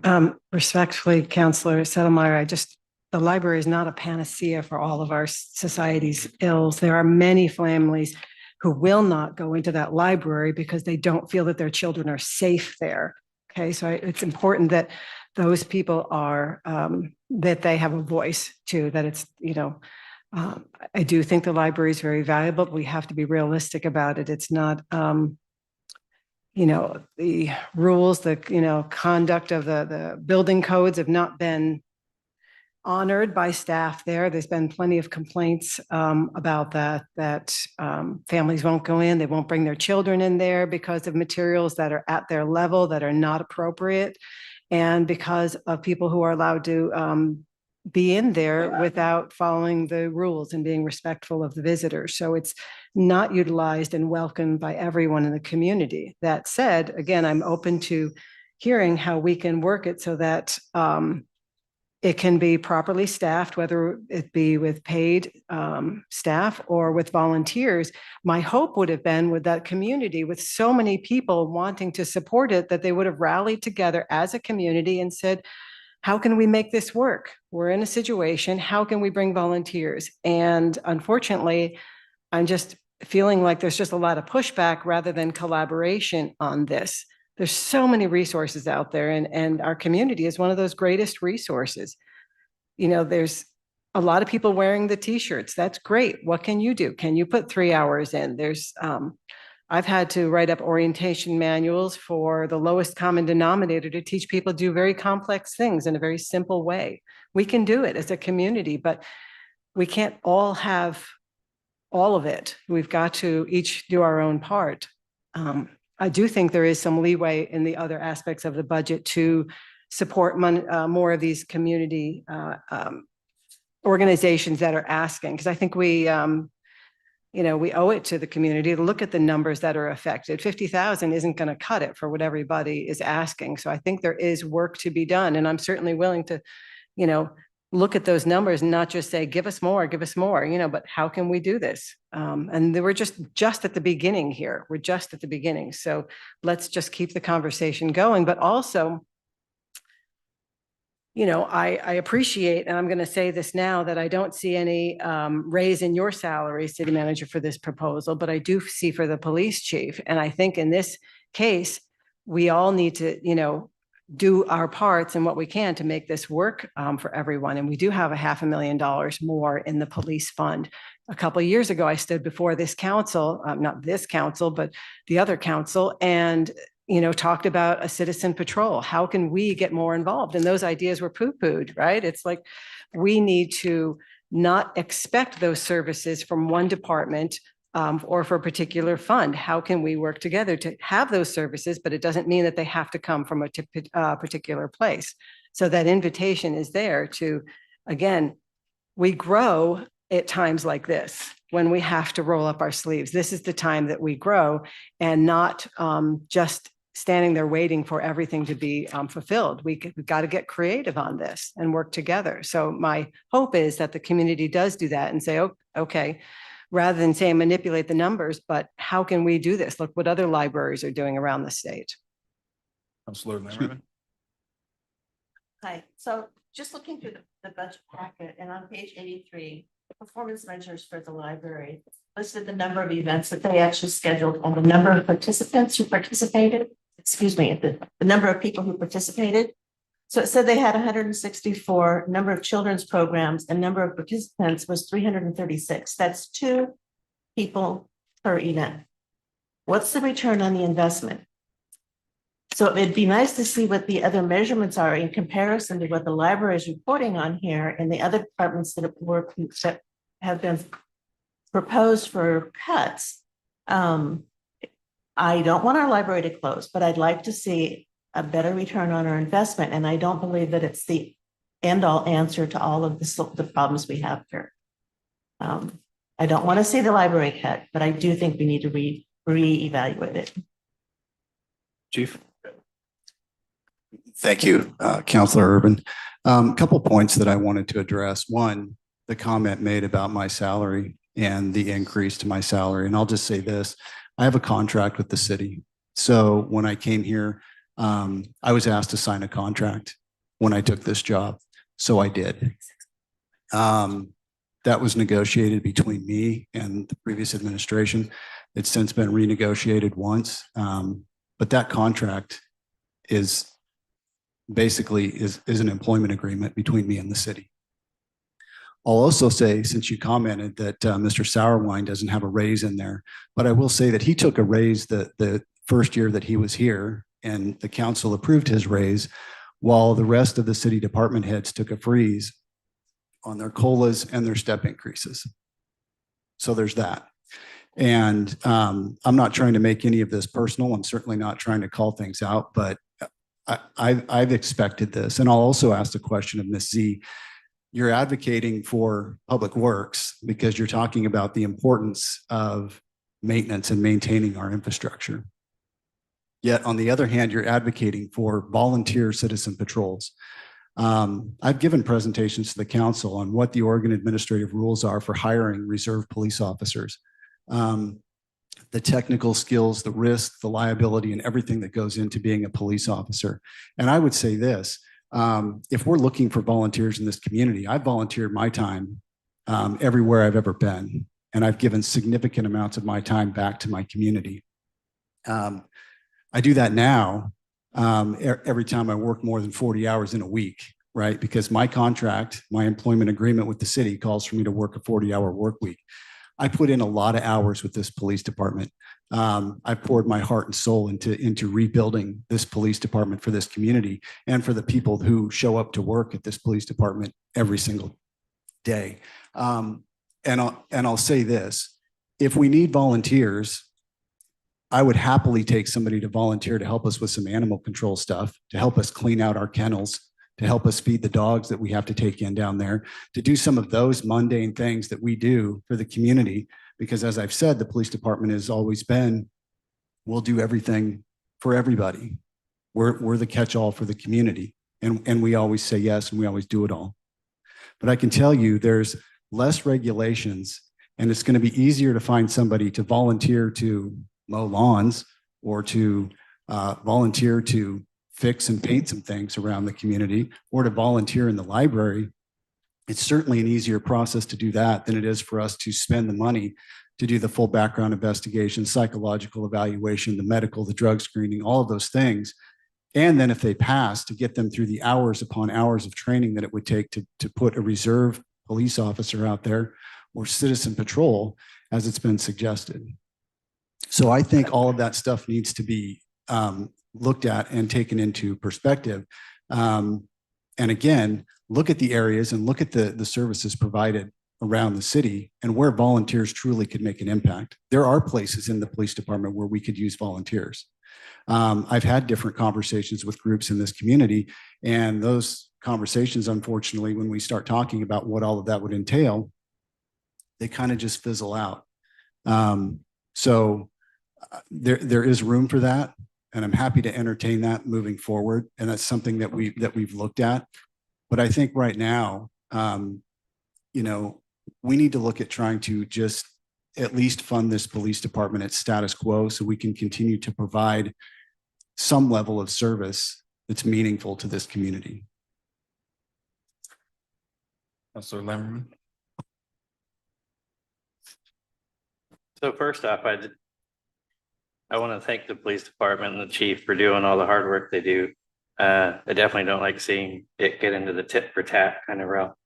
And I also want to thank the city manager because you didn't take all of your raise during the discussions. You took part of it, which greatly appreciate that.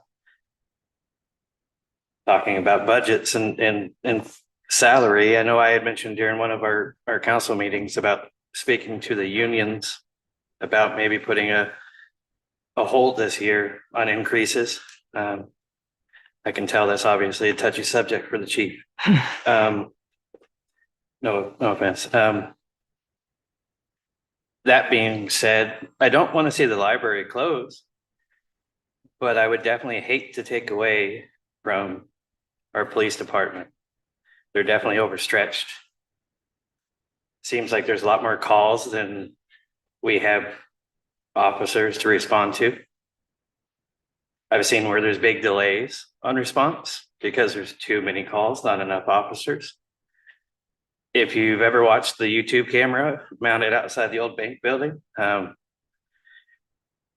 you can count at least 10 cars running the stop sign during the busy hours.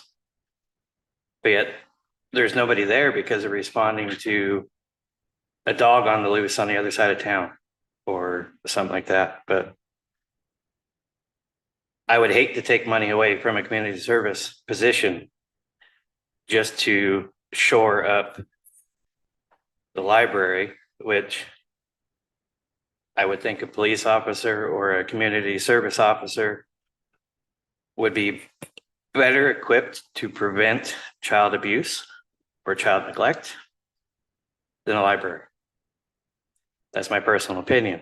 But no matter what you do, we don't live in a glass bubble. We're never going to prevent it. No matter what you do. If it's going to happen, it's going to happen. So I'll just say at this point, I want to just bring us to, we've taken in the general fund. We've looked at the items.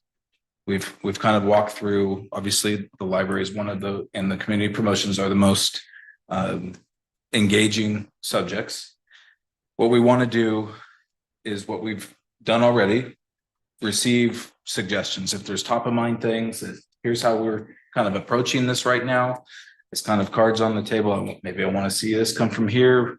These are ideas that we're going to have to cogitate on and kind of, it's the idea of a longer rollout of a budget process here is more community engagement. So I'd like to see if there's any more of the budget that we want to try to pursue tonight. I know there's all the other funds that are not in the general fund. Kind of a temperature check because my ears are burning. So hot. Oh. So maybe the subject matter too. I don't know. We're at just past 8 o'clock. So we're 2 hours in. Do we want to keep going? Do we want to pursue some more funds? Do we want to give this? We're going to need to hear from the community in terms of the community promotions line items and then public comment. So Councilor Merida. Yes, I think that we bit off a good chunk and it's time to chew on it. And I would like to hear from the groups that would request funding and the public comment, which I anticipate lasting a good while yet. So I think this would be an excellent time to cease budget review. I just have one more. I just have one more little comment. I wanted to have a clarification is that I appreciate the information, Chief Chase. That's the aspect that a lot of us don't know is about what contracts are, unions, what are the requirements. That's not necessarily our role, but that's why we're here and learning and talking, what leeway do we have and where is that leeway? And I was just pointing that out with the salary increases. That's information I did not know. So thank you for that. And a clarification on citizen patrol is not, perhaps neighborhood watch is a better phrase to use or something. The encouragement is, and the invitation is for the community and the culture to shift to one more of involvement and not expectation for services to come in a particular way, but be open for them to come in any other way. And that we together, I mean, that's what Citizen Budget Committee, having this conversation is about too, is getting creative on how we can make this work for everyone, because it's not just one person that's affected or one group or something. We're all in this. So thanks. We'll do Counselor Lammerman and then we'll jump to our next item. I was gonna see about maybe getting a consensus to have a quick 10-minute break. Ooh. Cool off and. All right. Yes. All right. Head nods or thumbs up on a 10-minute break? Or maybe 5. Or what's your- 5? Make it 5. All right. 5 minutes. Let's reconvene here at 8:14. So cool.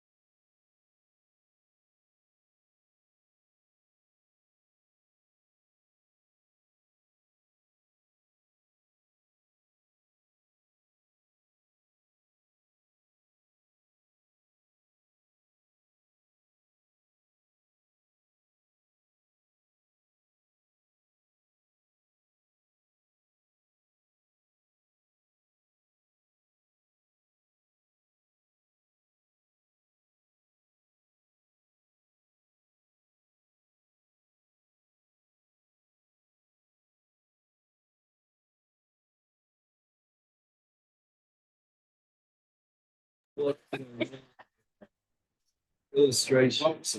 I'm good. How are you? How's the question? A little different, man. A little different perspective. See, my. Well, I've been on both sides too, so arguing my point from down there.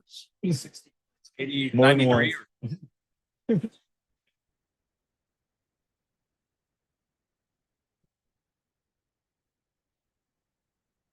No, well, we got 2 more meetings to do that. All right, we're gonna get started here again. Thanks, everybody. Thank you. Thank you, Bernie, for the brownie. Bernie's brownies. All right, so we're on the cusp of moving into requests for appropriations, but maybe one more point of clarification on the community promotion, since we are going to be hearing testimony on those, or not testimony, but requests for appropriations. Committee member Danny Soulsby. Mike, could you shed a little more light on that, the TLT taxes, that fund? I know in the past, Richard explained to me that the city put in 100,000 into that budget. So that's a lot of where some of that other funding went to. And the TLT taxes is for earmark.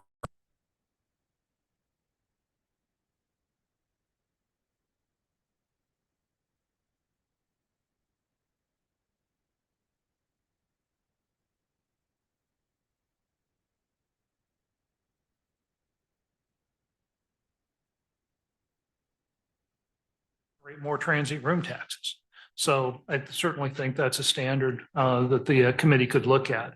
As far as the actual dollar amount that we're obligated to provide, I think that's pretty much what we're providing to the chamber is 50% of that. To your point, in the past, the city has put $100,000 of property tax money into community promotions. We did not do that this year. So rather than there being, chamber plus 150, it's chamber plus 50, if that makes sense. And those TRT dollars, was that 103? Our estimated amount is $103,000. As I said before, it's just we get as much as we get.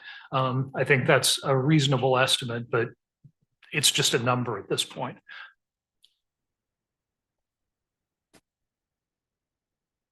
So the 103 is the estimate. We're budgeting 30 of that plus 18, so 48 of that to the chamber, which leaves 55, left of that. Yet we're saying right now in this proposed budget 50 to spread out. And again, the 30,000 for the chamber, it's a number. It's 25% of whatever we receive. And again, we think that's a reasonable estimate, but it's a number. But the framing being, hey, these are dollars that actually have a mandate. Exactly. That come with them. So good to remember that. Okay, let's take Councilor Sedermeyer's question. I'm sorry, 5,000 is significant when we take a look at that. So can't we work with the nice round number of 55K as we're moving forward, thinking about this? Yeah, I mean, I don't we can see think about anything else rounding off 5,000 here. So once again, we're in the discussion phase. The city has presented us numbers. They're all malleable at our discretion.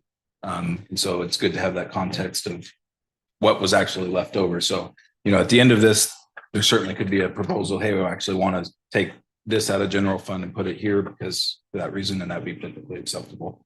So, and maybe make the most sense. All right, so with that, we will move into our request for appropriations and community promotions budget.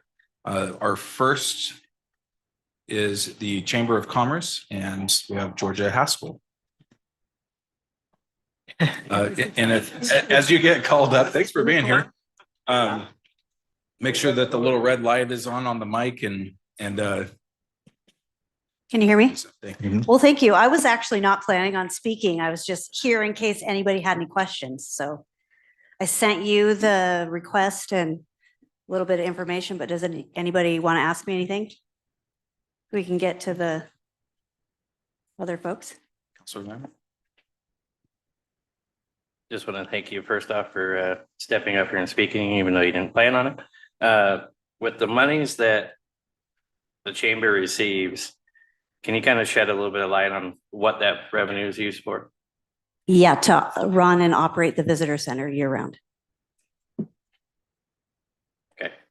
Oh, you do more than that. We do, listen, okay, I'm salary. I work a lot of hours, right? I'm not going to tell you because too many of my bosses are in the room, but I do work nonstop. And so we run and operate the visitor center, but we do work tirelessly on tourism events, Grand Fondo, concerts in the park. I mean, it's year round. So, yeah.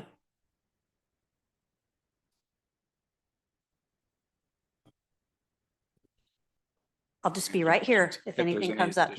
And once again, there'll be, I'm sure there could be some public comment with questions. So if anybody is here and you can stay after you come up and speak, please do, so that you can answer as many questions as possible. I'm sorry. I just have to ask this, and I hope that it's meant, I mean, you're taking it how I mean it.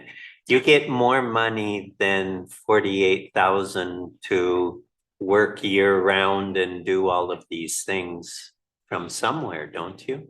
We do. So we get, the Chamber of Commerce is tourism, economic development, and membership management. So the chamber members pay to be members of the chamber, and that is separate than our visitor center and our tourism activities. Yeah. Yeah.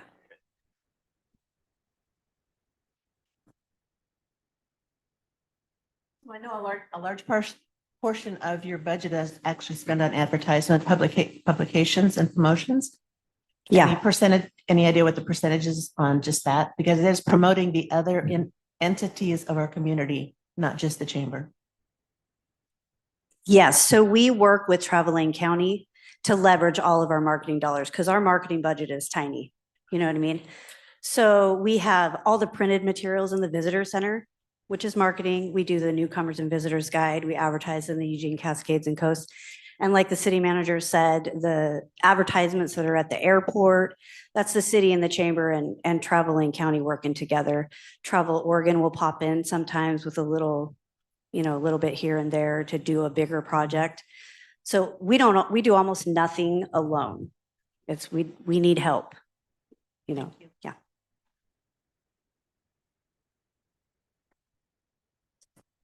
You, Georgia. Thank you. Matthew Hewlett, Spirit of Bohemia Mining Days.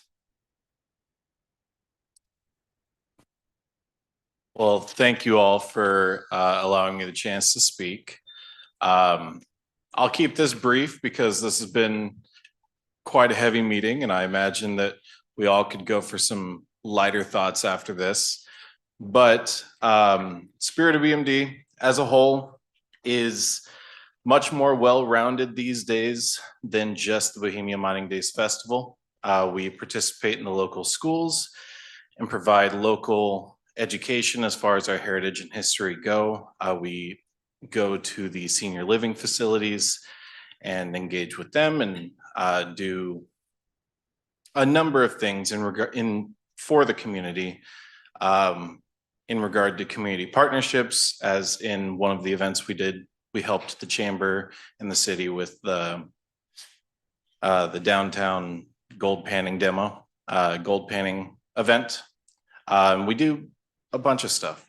The thing is, the money we're requesting from the city is directly to support Bohemia Mining Days. And we hope that we get as much as we possibly can, but given the state that the city is in with the budget and everything that goes along with that, we would be grateful for anything we can possibly get. We want to keep doing this because really our portion of what we do in the community revolves around entirely bringing in tourism as well as creating community pride for Cottage Grove. So I hope that however the budget turns out and however all these hard decisions have to get made, I hope that we are able to have something from that, and whatever that is, we are entirely grateful because the city provides so much for us, and we are so thankful for everything every one of you do for the community and the city. So I guess I would love to take any questions if you have them.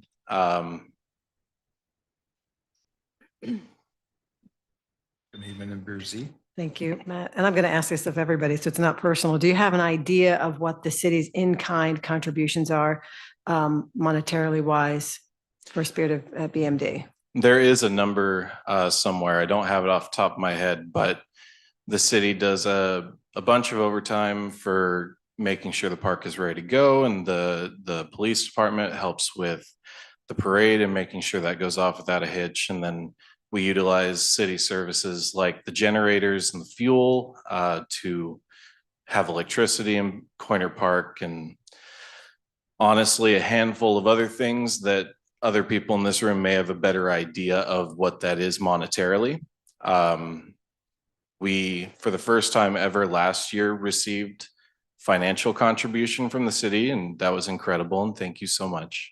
But I don't know what the number is as far as in-kind, but I know that going without the in-kind contribution, it would be detrimental to the festival. Not to put that on the table, I hope that's not, but No, but I just, it's it's good to significant. know, the contributions of that and all the different organizations and events that we have. So I don't know if you have an idea, city manager, Sarwin. Like Matthew said, we did kind of put together a total of what the city was providing. It wasn't for the last, I think the data is what, Faye, 2 years old at this point. But we certainly can provide you with that data. And also if we need to, we can certainly update it. Yeah, just a ballpark. Yeah. That's just to get an idea. Thank you. Well, thank you all so much. Thank you, Matthew. Okay. Do we have anyone from community sharing?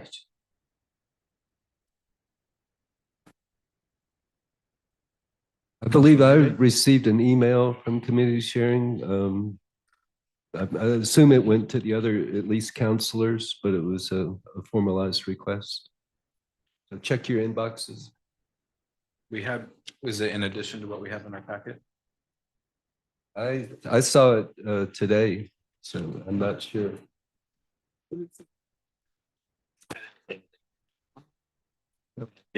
That was on the library in downtown. Anyone from the Family Relief Nursery?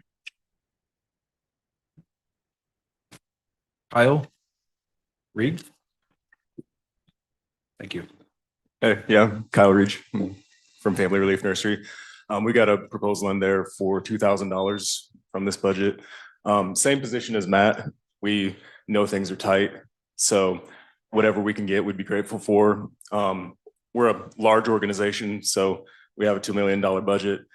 $2,000 isn't make or break for us. We like to be involved. We like to be included in things. So just, yeah, whatever we can get, we'd be grateful for. In terms of in-kind, we do use the library spaces a lot for a lot of our programs, and a lot of the public spaces as well. Thank you. Yeah. Questions? Thank you. Do you use the city's support to leverage grants? So we do a lot of private grants, but we do sometimes use city support. Yeah.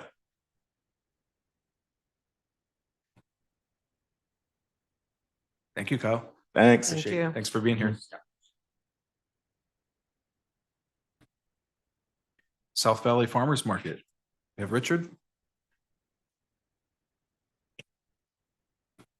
Hi, I'm Richard Sudlock. I'm the president of the board of the market. And sorry, I'm going to read my notes so I don't forget anything.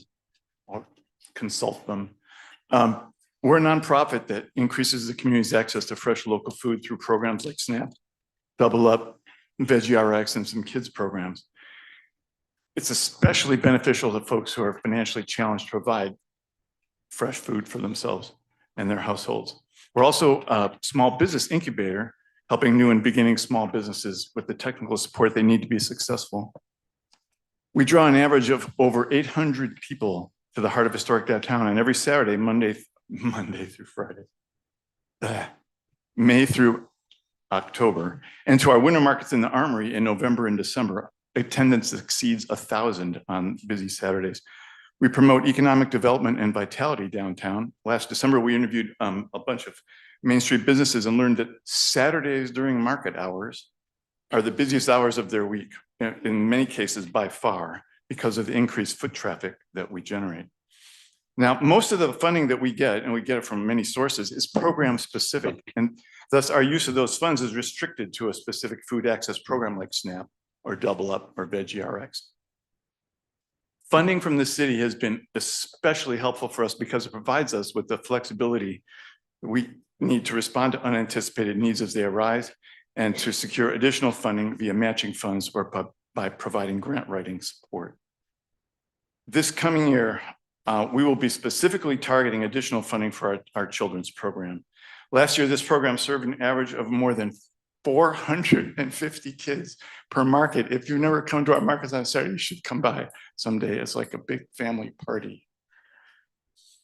They get crafting activities, produce tasting, story time, and vouchers that they can spend at the market vendors. This program was a weekly highlight for hundreds of families in our community, and we hope to continue its effectiveness. Funding from the cities also helped our staff provide crucial outreach and tech support to our vendors, many of whom are selling for the first time or are facing logistical challenges like bringing in new products. Anyway, we really appreciate your help over the years, and we ask it again for this year. Ms. Olson? The funding that the city has provided in the past, have you been able to use that to pursue educational grants for your children's? That was part of last year's funding was for a specific kids program that included story time. I guess that counts as educational program. Yeah, as long as it's covered by an educational grant, that's what qualifies. So thank you. Thank you, Richard. I definitely enjoy the market. And quick question, pretty much the same. Do we provide the Armory space for you, or do you guys actually rent the space? We rent the space. Rent the space. Yeah. Okay, but we do get. but the outdoor. I mean, I you know, work with Jessica a lot on all kinds of access. Yeah, and we close off the street for you. Hang the sign across the. Yeah. And the biggest complaint I hear about the market is, why aren't you open in April? Right? That's. You know. So yeah, you'd have to go in the, because nothing's growing. You don't want to be outside, but I enjoy the market, and thank you for being here.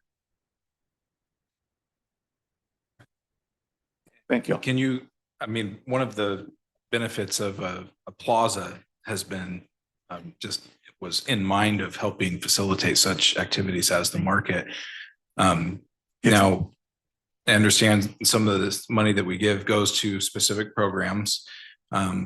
I was here when we first began getting requests from the market, and it was under the idea that we need help launching, and we need a market, and it is great, and it brings in people, and it brings local food producers, which is absolutely we need more of that.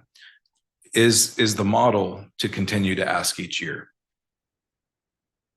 It depends on how our other funding works. If it persists in being program specific, like the money we get from farms, it doesn't matter from where, is tied to Double Up Food Bucks, we have to spend it on that. And so we don't have this. We do have a grant writer who we're hoping to be able to continue to pay, which is part of where this money would go, who's working on getting us a more open-ended pot of money that we could distribute. We'd have more flexibility in how we could spend it. So our hands are tied. Most of our budget is restricted in terms of where we can spend the money. So the money that you're requesting of us, do you see that as unrestricted money, or do you direct it specifically towards? We see it as unrestricted. Our main goal for it this year is to enhance the children's program, because our main funder for that, the grant expired. It was a 3-year grant that expired, and we have somebody working on getting us additional. We have some additional. It's not nearly as much as it had been. So we're hoping to get her to write more proposals to obtain more to keep that program at the scale that it was. Thank you. Any further questions? Counselor Lammerman? So the market generates revenue, correct? Yes, for the vendors, yeah. Do the vendors pay to have a space at the market? Sure. So what I don't quite understand is if you're basically just an association that people come to pay to sell their goods, why do you necessarily need money? Like extra money? You're being paid for people to be there. We don't charge our vendors enough to pay all the expenses of running the market because many of our vendors wouldn't be able to afford to attend.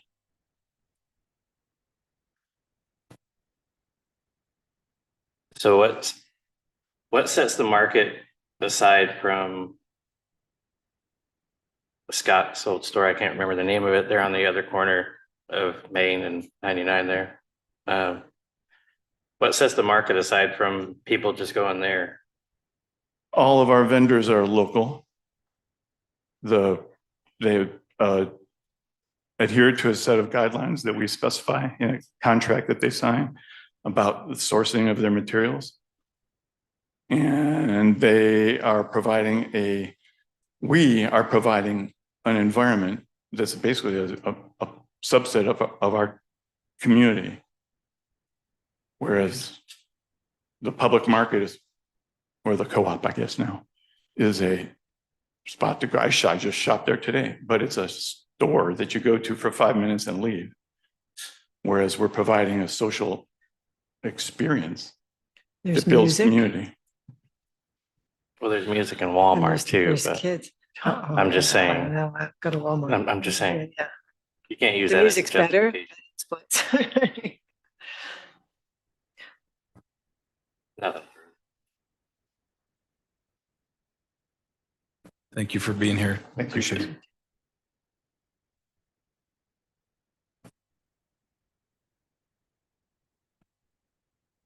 We have South Lane School District, Warren Daughtery Aquatic Center, who's presenting today.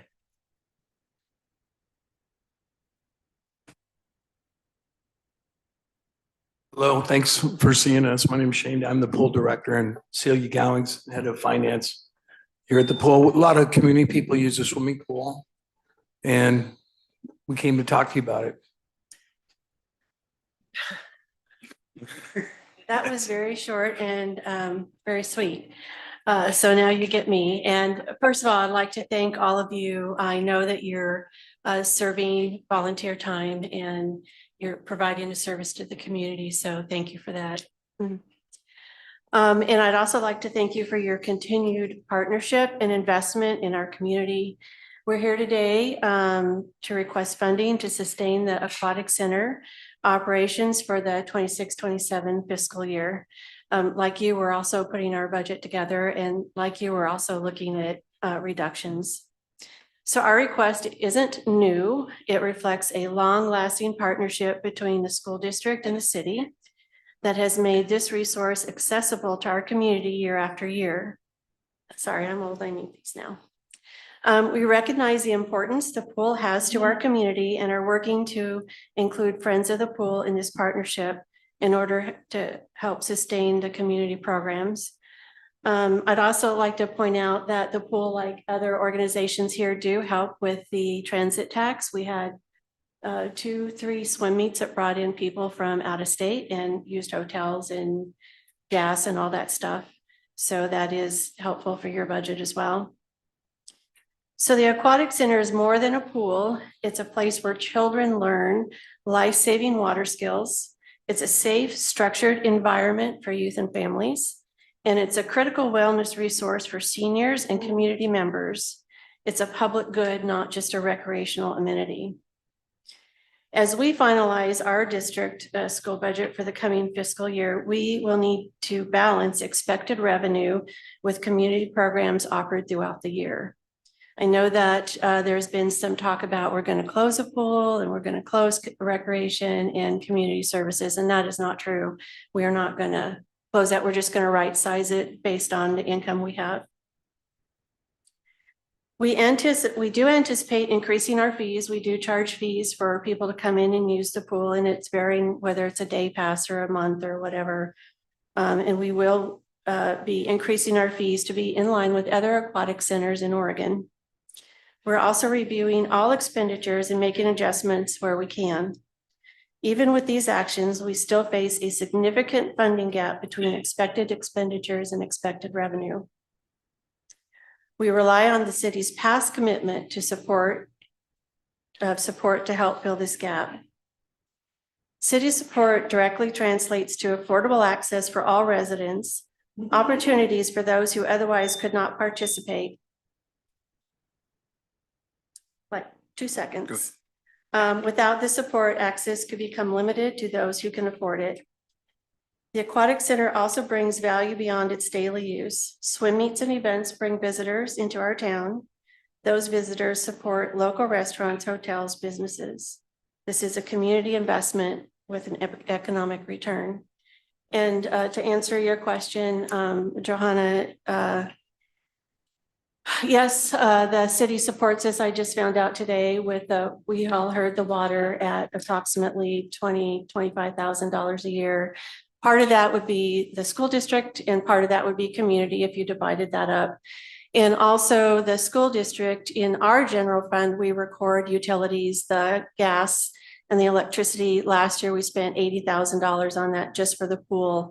And that's in our general fund. So that doesn't show up in the pool budget. So that doesn't get counted into our costs for either community or the swim. Just if we're looking at, full transparency and in kind, that should be considered as well.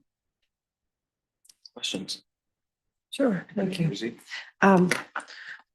So last year, I think you asked for 95,000 and right, is that right? And you're able to get 75,000. And you said without the 95, you'd have to cut services. But you didn't have to cut services. Well, we did cut out some recreational swim and the rest of it was absorbed by the school district, and we can't do that. Like I said, we're cutting our budgets as well, and we can't subsidize the community piece of it like we have in the past. I haven't been to the pool. I live nearby, so I thought maybe I'd come by and get a tour or something, or take a look at Absolutely, it, to see what, certainly a valuable resource in the community. Just seems like a big jump, from, is it just because of your own budgetary constraints, or have actually fees related to community services gone up? So our costs have gone up, as you know, our biggest cost in the pool is staffing, and staffing costs go up. We have unions as well, and we have to abide by those for pay. We also have PERS, we also have insurance similar to the city, and those go up. For the past several years, the city has provided funding at the $75,000 level, and that's been steady, but our costs have gone up every year. So the request we made this year was a lot, and that number was given as a request for, what does it cost to have that? And that's what it is. I don't expect to receive that much, but that's what it would cost to continue the services at the current level. And one last question. I remember last year we talked about accessibility to children, and the question came up, we know it's accessible to South Lane School District children, but as I heard Monday night that 100, there's 100 fewer students this year in the South Lane School District. So they're clearly either going to other places. Has anything changed with regard to accessibility for those children to be able to attend, or are they also just kind of considered other community members and have the same fees that non-South Lane School District kids would have? So we don't charge, currently we don't charge a different rate for outside of the district. And so those children would have the same access to our recreational swim times as everybody else. We're also exploring the option of the opportunity of bringing in like the charter schools if they want to bring students in to get swimming lessons. That's for what that, I'm and referring to, also- or homeschool groups or other ones, Yeah. so that all children have some sort of access. Yes. Because then it would make more sense to me for the the contribution. Yes. If we knew that all kids. Yeah, because we Yeah, have and- quite the variety in our community. Yes, and they all, like I said, they all have access to the recreational piece of it. And part of it is scheduling and making time available to have those extra groups come in for swimming. But that is something we are exploring. And we are exploring other avenues of raising money. Like I said, we're going to increase our fees. We're working with the Friends of the Pool that have offered to help fundraise and things for that community piece of the pool as well. Right. And I do want to say is I really appreciated Casey's letter that we all received. I think that was very well thought out and gave me certainly some more information. I don't know who he is, but I mean, okay, all right. But I appreciated that coming through.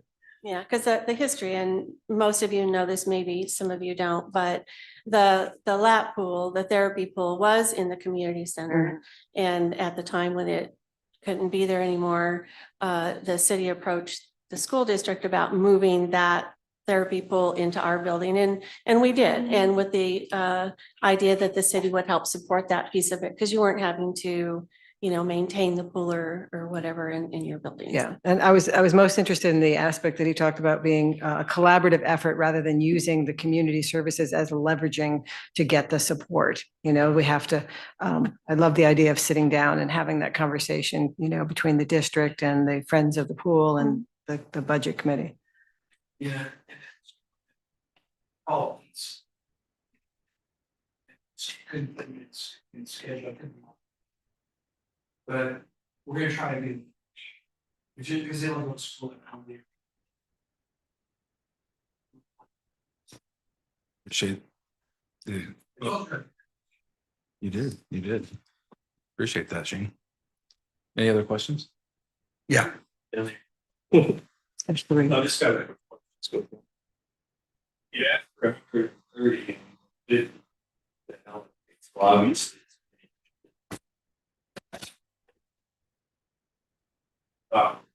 I think of the difference, but advice, general insight for how that could affect your operation.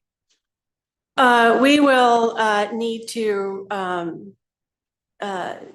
once the budget is all settled and we know what we're getting, our estimated fees and whatever support the city has for us, and what the Friends of the Pool think, maybe they can help us fundraise.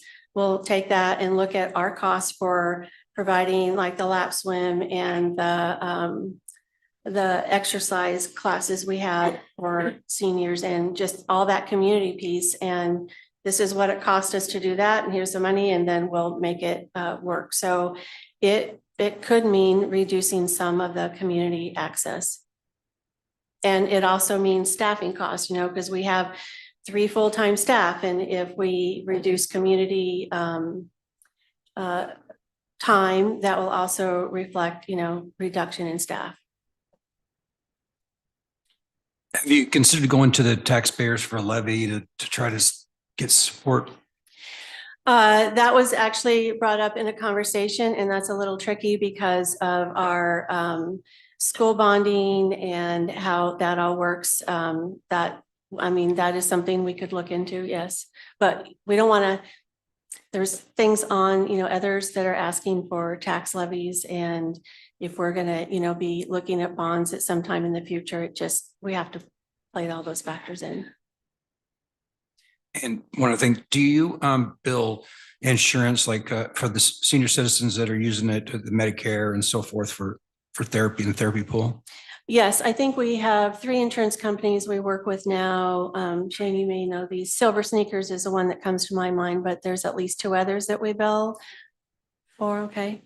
There's one of them that we're considering dropping just because of their restrictions, and it's like $2 a visit or $3 or whatever, and it doesn't quite, but we do bill insurance, yes. Councilor Lemmerman? What is the percentage of recreational usage versus swim meets and therapy and all that?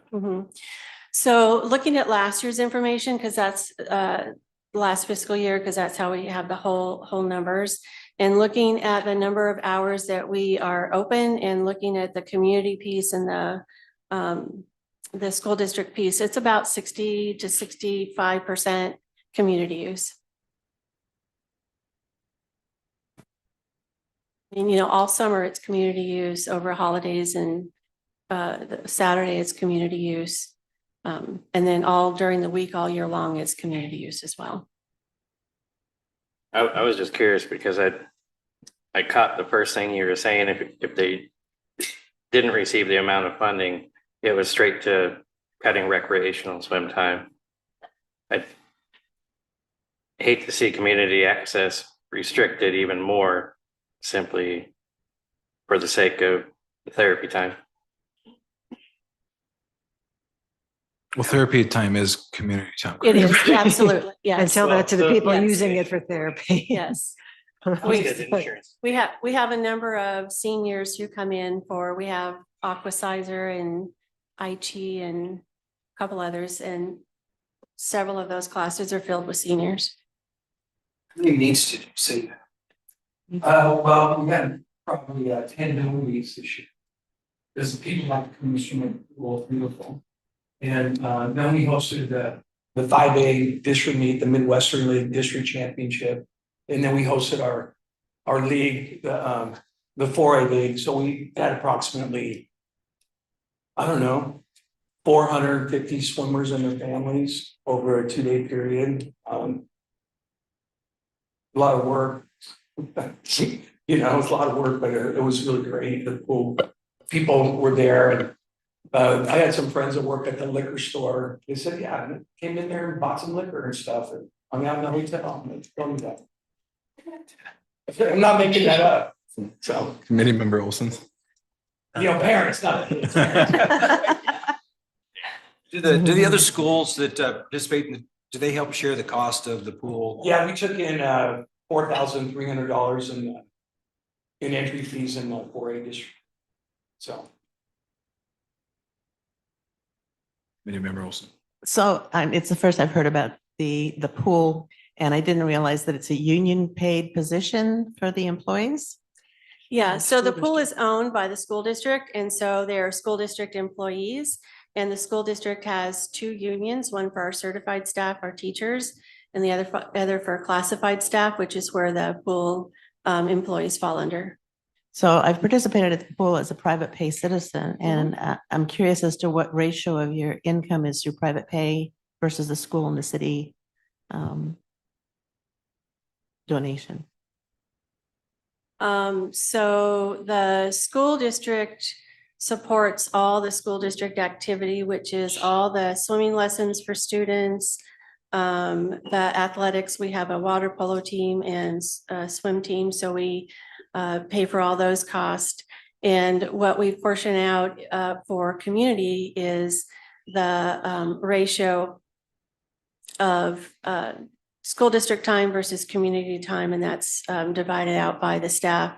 And in a conversation earlier, we have 3 staff. We have our supervisor, we have a pool coordinator, and we have a pool technician.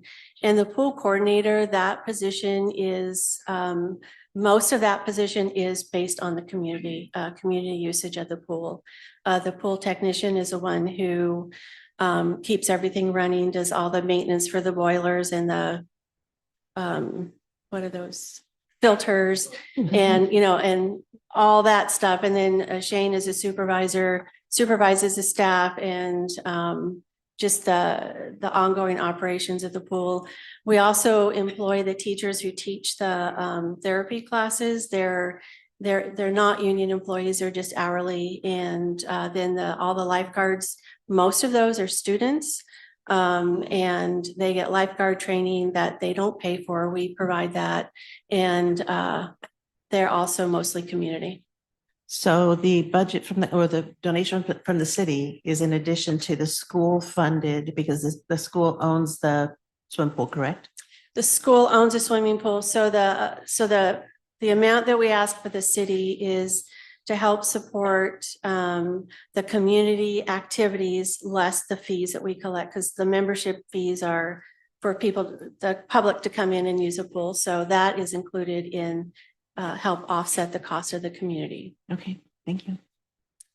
committee members Something have? that I talked about last year when I came about the pool is in 2019, when the therapy pool moved from the city community center that's when the community use really increased, because the city was asked to take that pool under their roof of when they redid the pool, they went from a lap pool to a lap pool plus the therapy pool. So a lot of this community use now is happening in that pool that used to be in the city building.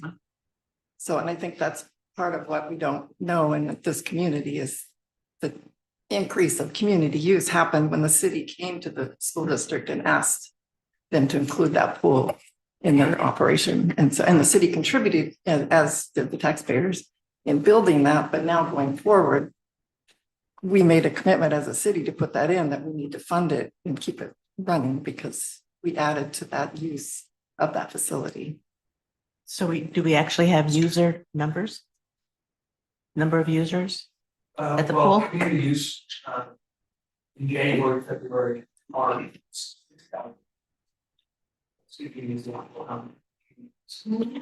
That's 2,000 a month. A visit is when you show up to the pool and swim. Committee member Wegman. We have about 1,500 members that are members of the pool. They have memberships and swim at the pool. They're all community. Wegner. Yeah. When the city had the therapy pool, just curious what numbers that cost us at the time. And that might help give us some idea because we basically transferred that cost onto the school when that happened. Yeah, and there were some costs that don't get counted, which was the damage to the building and the ceiling. There's a lot that went into it. It was a mutually beneficial arrangement. And we did help fund something, not all, but a goodly portion of the build out too of that for that expansion. Yes, that is correct. Yeah. So to answer the question on the numbers, I have here last fiscal year and some selected numbers last fiscal year, which is July 1st of 24 through June 30th of 25. Number of visits by seniors were over 14,000. And then this year to date through March, number of visits by seniors is 12,000. And seniors, I mean like senior citizens, not senior high school students. And then for last year, the number of student visits, which would be anybody under 18, that was over 5,000. And this year to date, it's just over 2,000. Number of adult visits last year was just over 5,000, and to date, it's just over 3,000. I think there's no doubt as to the value that the pool adds to the community. One of the things that stood out, I think, from last year's people that came in to inform us was just one that stood out was how people look for a pool in the community they're landing in and how necessary it is for, aging and aches and pains and part of the routine for a healthy community. So a lot of benefits. So we definitely have a lot to. And we have a really unique situation. I mean, I don't know of any school districts in Oregon who own a pool, and a lot of municipal pools are closing because they don't have money and they're having budget issues as well. And we're unique in that it's a shared asset between the city and the school district that benefits the entire community. That's great. All right, any other questions? If we have $50,000 to play with, and if we gave you something a little bit less than that, let's say, and it cut everybody else out, would you be able to make the pool work with that amount of money, or would you be in a big bind? Well, that's a bit of a loaded question because I don't think I am comfortable with the idea of just cutting everybody else out, because everybody here has a legitimate request for funds and they're all part of the community. But to answer the question with, something around something short of the 75,000, which is what you've given us in the past, is still a big hit because the 75,000 over the last several years hasn't kept up with inflation, and then reducing that just, kind of hits into that. But as I said, we are not intending or wanting to cut community access completely. That's not in the spirit of collaboration and in community, but we do need to be fiscally responsible as well.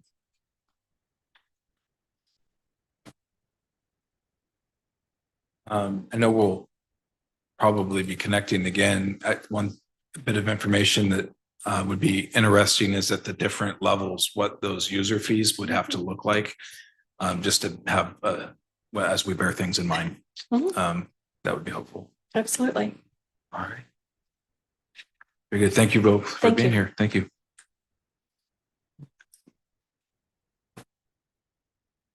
See Karen with Singing Creek. Don't have her online. All right, South Lane Wheels, Ruth is here. Good evening, Ruth. Good evening. Thank you, Budget Committee, for giving me the opportunity to introduce you to where South Lane Wheels is today. We've been a part of this community for 44 years, birthed here, mainly because there was a need for transportation, and the community rallied in order to meet that need. And the funding was followed in order to serve particular audiences. Well, today I come before you because we're at a reset. We basically are back to our base core value of serving the community and serving this region.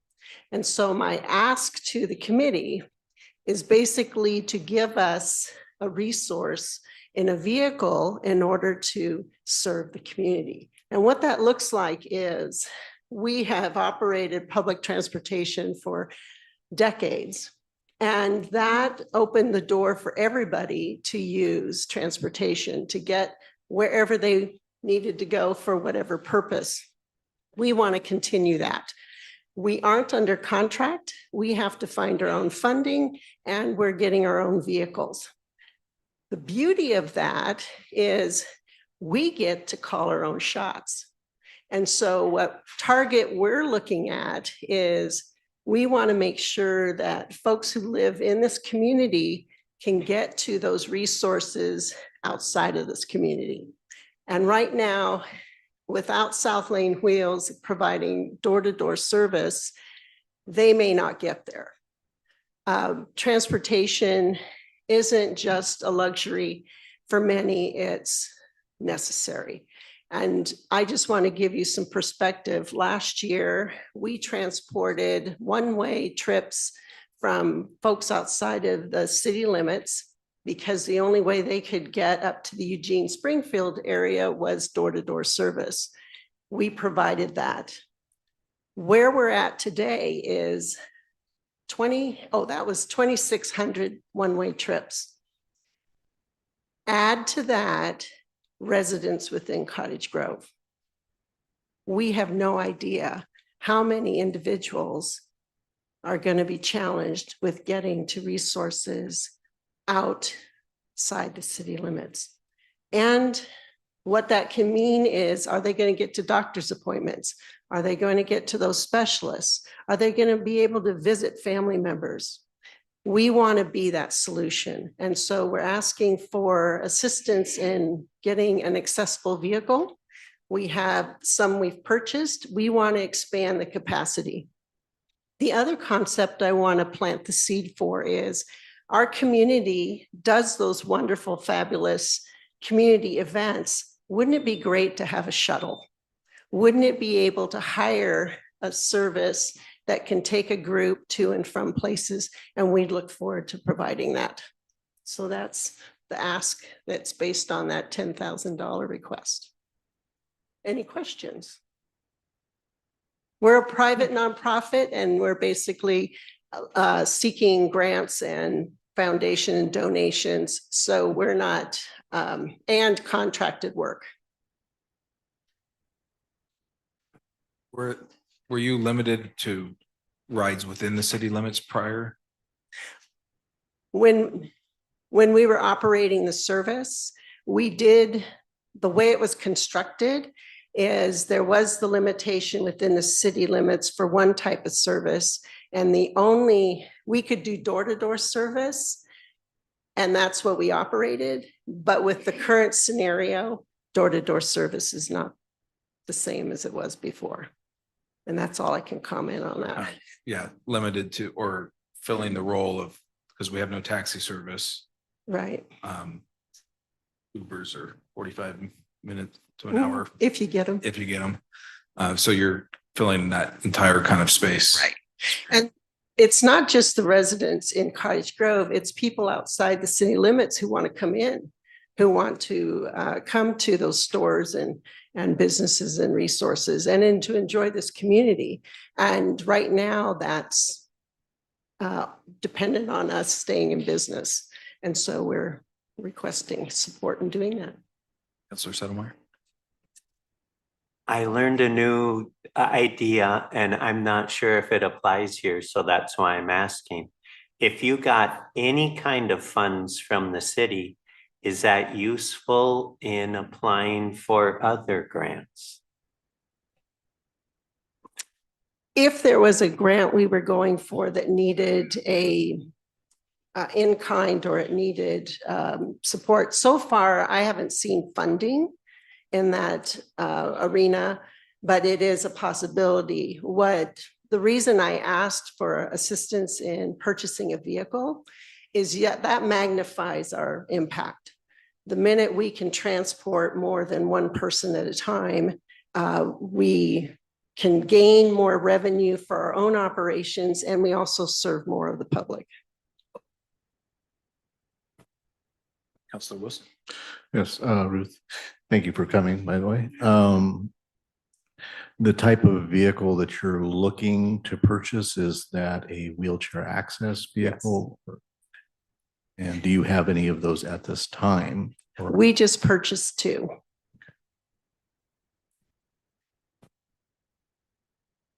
So I don't know how uninformed it is, but why not for profit? Why structure as a nonprofit? Good question. We explored that. The dynamic that we have is spending 44 years of doing nonprofit work. We earned our revenue under that structure. We cannot use that money to do for-profit. And so we would basically have to start from scratch, so we can't tap into what reserves we have to start the new business. And so we've opted to stay in the nonprofit realm, which is beneficial for a lot of our benefactors or sources that we've looked into are healthcare and insurance vehicles that were right up their alley when it comes to the right type of service model.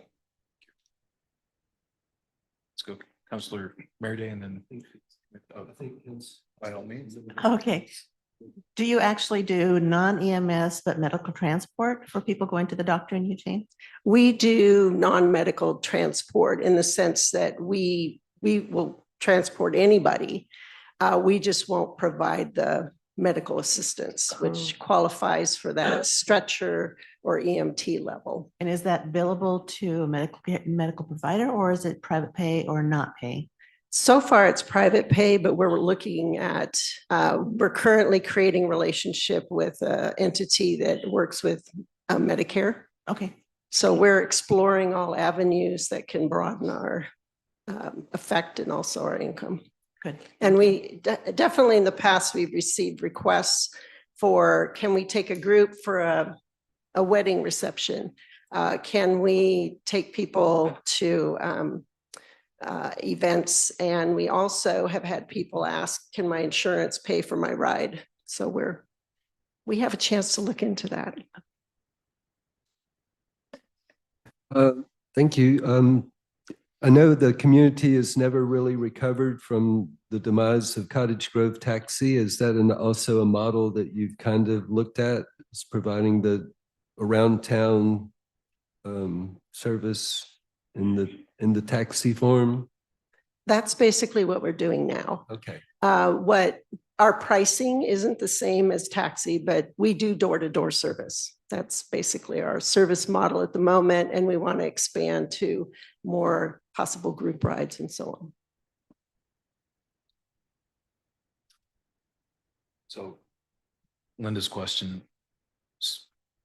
We had the presentation from the fire district about how many medical transports there are, and you talked about not being able to render any care in that. I wonder, have you had conversations if there's an overlap in providing those kind of services? I don't know how many are in the hospital that could be transported with what you can provide, but just I don't know if any conversations have been had along those lines. We have in the past, and the structure's in place that when you take a ambulance ride to the hospital, and if your needs are taken care of and you don't need a ambulance transport home, often the hospital staff is trying to figure out how to get you home. And so we've developed relationships with the local hospital, and we can even tap into up there at McKinsey, Willamette, and Sacred Heart that they know to call us to provide that trip home. And sometimes it's a need base where a social service entity pays for the ride so that they can get home. But it hasn't been formalized to actually have the conversation with Chief Wooten in order to say, hey, are those rides that you're being burdened with? Well, they just can't do them. I mean, that's the challenge, is the public is kind of left with minimal options. And my thought was for people who need to just go up on an annual checkup or the dentist or physical therapy, that type of thing, rather than an EMS provider being accompanying with them. So I'm thinking more of a regular appointment. Could that be covered by medical transport for an appointment type thing that you guys would qualify for? Let me just phrase it differently. We've always provided a trip no matter the purpose. Okay. And so how it got paid was dependent on the source of funding. And so so medical is fine. It's whether or not your insurance will pay for the trip has always been the problem. So we're getting. Councilor Wilson. So basically what you're wanting to provide is similar to what exists in the Eugene Springfield area as a ride source, which we're more than that. But it's more than that. Right. So it's slightly above and beyond the yes, ride source model. Yeah. Ride source, you have to be qualified. So by income and by need, we're open. Anybody can use our service. Anybody can schedule a ride. Any group can make a request, as long as it fits within our service area and they're willing to pay the cost. And I know I've dealt with Ride Sources. I worked at a senior center in Eugene. Oh. So Ride Source was a source that was utilized at times when the bus that I drove wasn't available. And so, and that was another issue that was a limitation of them, was scheduling. You generally had to schedule a day ahead of time. It wasn't oh, I need this now. What source do I have? And that's what you're kind of aiming for, is somebody says, oh, I need a ride. I don't have a source. Can I call South Lane Wheels and get that provided? Is that having where you're capacity. aiming for at this point? Right now, we take whatever ride can fit into a schedule. And so until someone calls, we don't know if it's going to fit or if it needs to be done in advance. The challenge with our service is people knowing we exist so that they can call. Because we're not subsidized and we're not under a contract that pays a lot of our operational costs, our fares at this point are steep for some folks. And that's why we're hoping to reduce as much of our operational costs and find ways to subsidize the program so that we can lower the charge. Thank you, Ruth. Sure. A lot of questions. Thank you. Our last on the list is the downtown Cottage Grove. We have Ryan Thomas with us this evening. Hey, Ryan. Hi, thank you. I'm Ryan Thomas. I'm president of Downtown Cottage Grove, and I appreciate the opportunity to make this request for funding for the organization. And I also appreciate the challenges that you all face with this budget. Downtown Cottage Grove has been around for several years, originally in the form of EBID, BID, and then the local Main Street organization was merged with it in the past couple of years. And I wrote this all in the letter that I think you all have before you. So I'll just try to touch on the highlights. In the last couple of years, there was a need for an organizational change. And with that organizational change also comes a fundraising structure change. And that's why we're here before you today. The city has always supported Downtown Cottage Grove in one way or another. It's usually been through multiple small asks throughout the year. We're really transitioning to more of a system that is more in line with other Main Street America organizations around the country. With this organizational change, we are also really strictly in line with the Main Street program. And we see some definite advantages for Cottage Grove with that proven program model. And basically what that is in the mid-20th century, this country saw a societal shift where a lot of business vacated and deserted historic downtowns. And it's really had a huge impact to towns like Cottage Grove. And I think you continue to see the impact to this day. Main Street America was founded in the mid-1970s as a response to that. And the organization works to help overcome some of the obstacles and barriers that make it difficult for business to open doors again in historic downtown districts. It works to provide a cohesive district to essentially accentuate the cultural and the historical qualities of an area. Downtown Cottage Grove fits that bill, and this organization fits Downtown Cottage Grove. And that's why I'm involved in it. I don't live here. I spend a lot of time volunteering. The board is all volunteers. We have, in this reorganization, we have established committees with volunteers. And so in our new funding approach, we're asking the city for annual budget funding. There may still be events like Oktoberfest that we put on. The city does provide some in-kind for that event, but those, at least right now, are being kept separate from the annual operating budget that we're asking for tonight. And really what I want to leave you with is, around the country, the Main Street program has shown success in turning around and revitalizing these historic downtown districts. And it does so really in a close partnership with other stakeholders, especially a city and especially the Chamber of Commerce in the area. And the track record is really undeniable. And I hope that you will recognize that with the efforts of a strong Main Street organization, one of the main goals of our budget is to hire a full-time program administrator, which would just help continue the efforts of a volunteer board and make it more effective with our area partners. Just briefly, I will close with why the city involvement. It is a model that is seen throughout successful downtowns around the country and around the state of Oregon. And the 30% ask for the annual budget is an average standard. And one comment that a speaker at the October Oregon Main Street Conference in Albany that I attended, her name is Kathy LaPlante. She's worked in the Main Street organization for years. And one comment that she made was the single biggest beneficiary of a successful Main Street project or program is the city. And that would be the goal, to open doors to continue the great things that we have going for downtown area right now with the Main Street revitalization.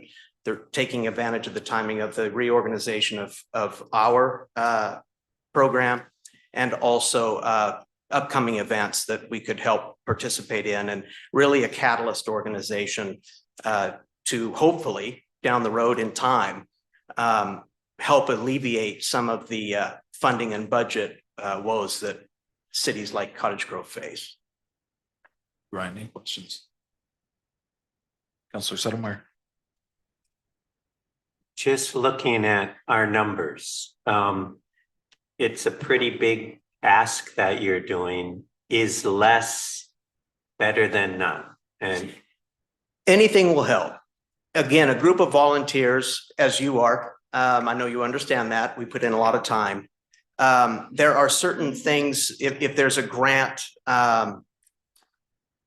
offering, for example, that the nonprofit can provide someone, that continued follow through with that grant with a full-time administrator, for example, is very important. We have operational expenses. A lot of our efforts are there already to help lift the burden for the city in doing things that's what a Main Street organization is for in part. It is to help the city do things that are difficult for the city to do. It's to work with other organizations. And these organizations have their lanes, and that recipe for that success is consistently the city, a Main Street organization, and a Chamber of Commerce. And they all have those lanes, and there is just a proven track record of success. What I would like to see for Cottage Grove is, again, it's not that it isn't that there isn't already realized potential here, but there's still a lot of unrealized potential. And to see this city in the state that it could be, that others have achieved, it would provide tremendous benefits for, I think, the city and all the residents, businesses, and everyone that's here tonight. Any member Olson? I'm still fairly new to this community, but I thought we had a downtown revitalization group that was business leaders that met, I thought. And I know that I've worked with the chamber before. Do you work directly with the chamber? And you're saying that we need both of them? Yes, we do work with the chamber. Yeah, we do work with the chamber. The chamber has a bigger footprint as far as geographically. They serve a wider area. They are their primary nonprofit. I don't want to speak for Georgia, but their primary nonprofit is slightly different, that it allows them and makes it easier for them to actually have membership dues. We are a 501c3. That model doesn't work well with this, and it's not advised. Our new bylaws and our strategic plan are in line with the Main Street organization. And again, it would take much more time than I have here. And I'm still honestly learning more and more all the time of the Main Street program and the details. But the Chamber of Commerce's efforts, which focus very specifically with business and the health of the business community, the Main Street organization, in essence, works to help provide an overall cohesiveness to a community. If our organization had been in a position to be stronger, we would have been an ideal partner with the city to be the organization to handle the grant for the Main Street Revitalization Project. Even though that's only part of our district, that is a community-wide improvement of the district. We have other efforts underway, ongoing, things that we've done in the past, they're legacy projects. We have more that we can do in the future. And again, it's really to make this historic community a destination for not only tourism, but also for local residents. What is it that keeps some local residents from coming to their own downtown to shop, to take advantage of some services? We hear it over and over again. There are people that have not been downtown in years that live here. So there are a lot of efforts that these organizations, again, around the country, you've been to some of these towns, I'm sure. You will find that there's a Main Street organization that's strong, a Chamber of Commerce, and the city's involvement with economic development. It's all part of the recipe that has made that happen. Well, I lived in a community that we did have a downtown business environment for revitalization successfully as business owners, as volunteers. Mm-hmm. Return on investment, and it shows that you received 35,000 last year. What was the return on the investment for last year? I don't know what number you're referring to when you say that it shows that we. Isn't it rural tourism project? Is that not you? No? Oh, I apologize. I thought that's who was next. No, it's downtown Cottage Grove. Downtown Cottage Grove? Not on mine. My question would be, Councilor Settlemyer, go ahead. I'm just kind of wondering, is this got any kind of potential collaboration with efforts for an urban renewal district that we've invested pretty heavily in? That is one example of how a city participates in what I refer to as this three-legged stool, and I'm not the only one. I'm borrowing that from others. The city has mechanisms that it can put in place to help with this overall effort, and that is an excellent example of one, an urban renewal district. Yes. Yeah, we're doing. We're doing. Main Street that's a federal program, is it not? Or so the question would be, why not just do, is this downtown Cottage Grove the name of the Main Street program? It is. Are they distinct in some way? No. Okay. No, so there's Main Street America, Mhm. and that really is the original founding organization, and it has state affiliations, and from there goes individual community affiliations. So Independence, Albany, Astoria, Grants Pass, they're all over the state, and downtown Cottage Grove is your Main Street affiliate. Okay. All right, thank you.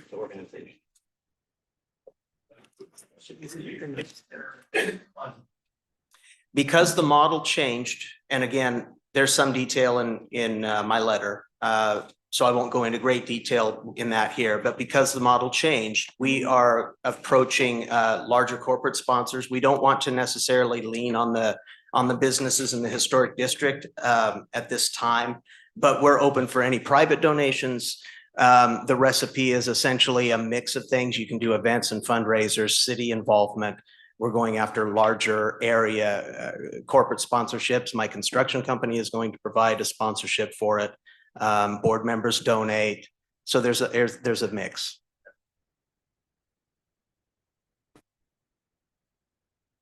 So I remember. So I appreciate you coming down, Ryan. I'm an advisor on their committee.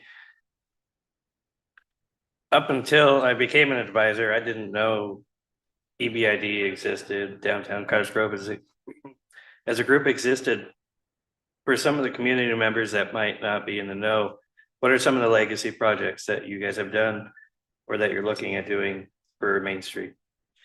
Some of them are the flower baskets that are done every year. Downtown Cottage Grove takes care of that. We work with other organizations that put together, on even small scale, put together things like Halloween window decorating contests downtown. Asked for Downtown Cottage Grove to provide the awards, monetary awards for those for second, third place. Same thing with the Christmas window displays. We have done work to clean up and fix the sprinkler systems in All America Square City Park. Again, that's an area that we can assist the city in programs like that. We have been passed through nonprofit grant organization for different groups in our area. We have helped with that. Oktoberfest is an event that's been put on by Downtown Cottage Grove the last, I believe, 3 years, and we're working on the 4th year right now. And there are future plans. That isn't the entire list, but there are future plans. We've supported the farmers market at times in the past. We were essentially the group that Art Walk was funded through, essentially an arm of Downtown Cottage Grove, for lack of a better word. And we work with the chamber. We help with the chamber on different things. The chamber, we talk back and forth all the time. Awesome. Thank you. Thank you, Ryan. Okay, thanks. Appreciate it. Mr. Chairman, there were 3 things listed on the memo that I don't know whether they made it onto your list. And I can cover the 3 of them fairly quickly if you'd like me to. As far as rural tourism projects is concerned, this last year we had $35,000, as we discussed earlier. 18,000 of that went to the visitor center. So the request is for 10,000, which is effectively 7,000 less than previous years. The community events was a small amount that was used if we got requests intermittently throughout the year. We've had requests from groups for, $200, $300, $500 throughout the course of the year. And as far as the Eugene Symphony is concerned, the city has paid the $25,000 cost for based on my 2-year awesome experience, at least the 2 years that I've been here, what we're proposing for next year is we've applied for a $10,000 challenge grant from the Woodard Foundation. I've worked with the chamber to arrange that we're going to be able to fundraise the additional $10,000 and that we would get $5,000 from community promotions.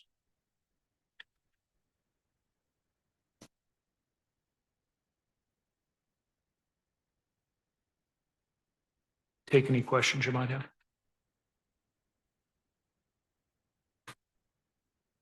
Let's be slowing down. How does this relate to what we have in the budget packet? Is it superseding it?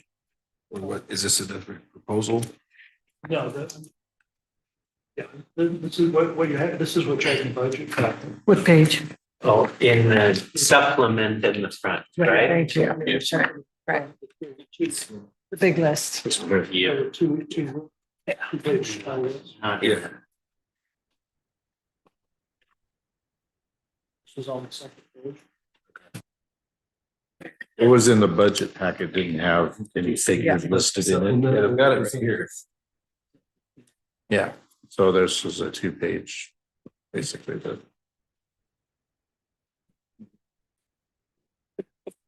On your desk. No, I'll figure this out at another time. You'll catch up with them. Counselor Sotomayor. So is Singing Creek, have they withdrawn? I believe they have information in the budget, written request. Oh, okay. I just thought we were inviting people. I'm sorry, he already said. No. Sorry. We're all gonna have grace with each other because it's late. It's reaching the end of the night.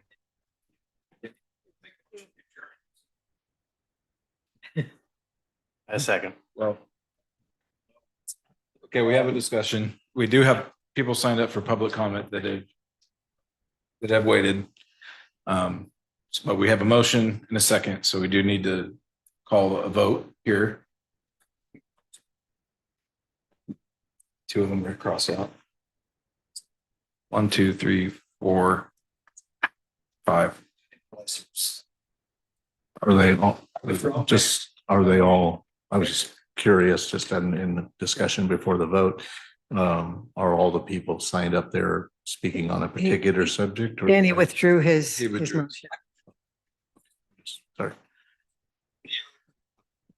Yeah, I was We just just curious finding if, out what we're talking if they about. were all speaking on the same subject, if they spokesperson. Sure. Well, Rather than so individuals. we're gonna move into public comment.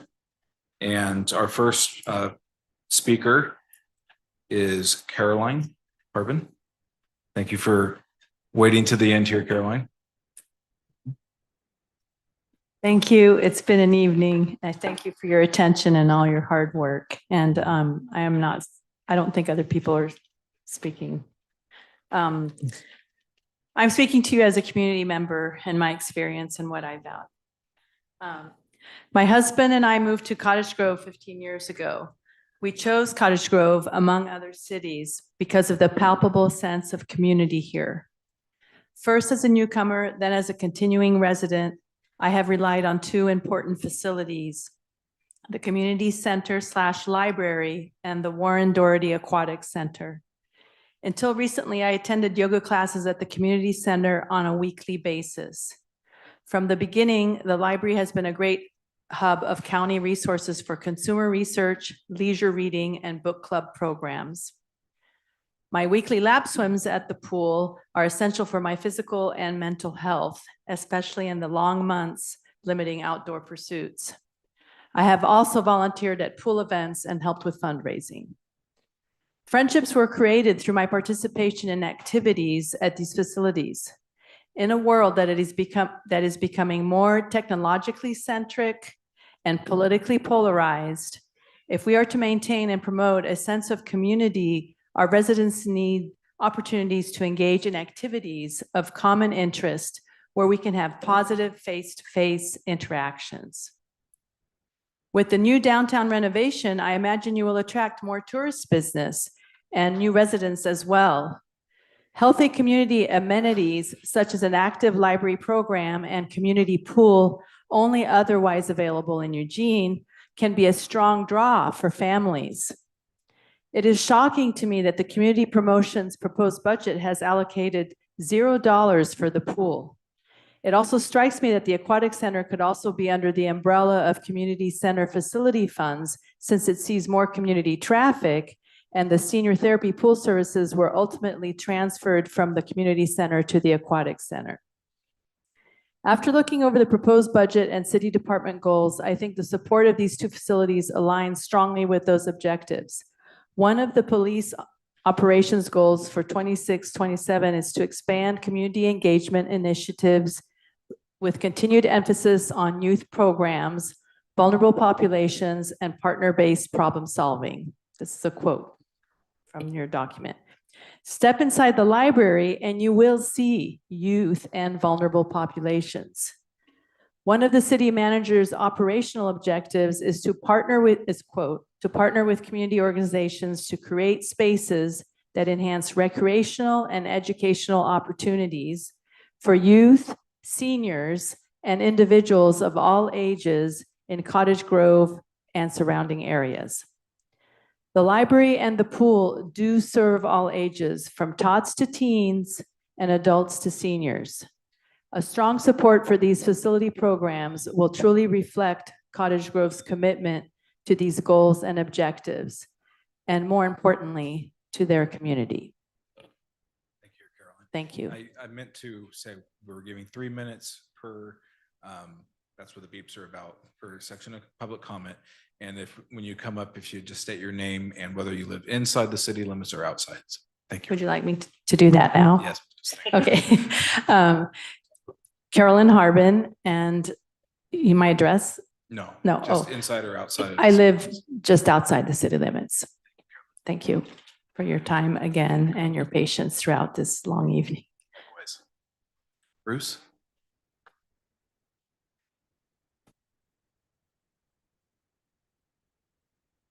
It's Kelch. I live outside the city limits.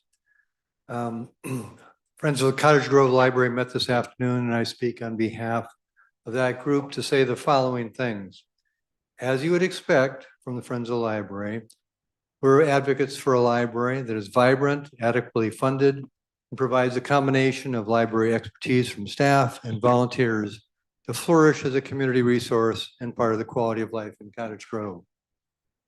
We recognize it is the task of the city manager to put together a fiscally responsible budget that provides city services, including the library, and it is the task of the budget committee and ultimately the city council to approve the amounts of funding to provide those services.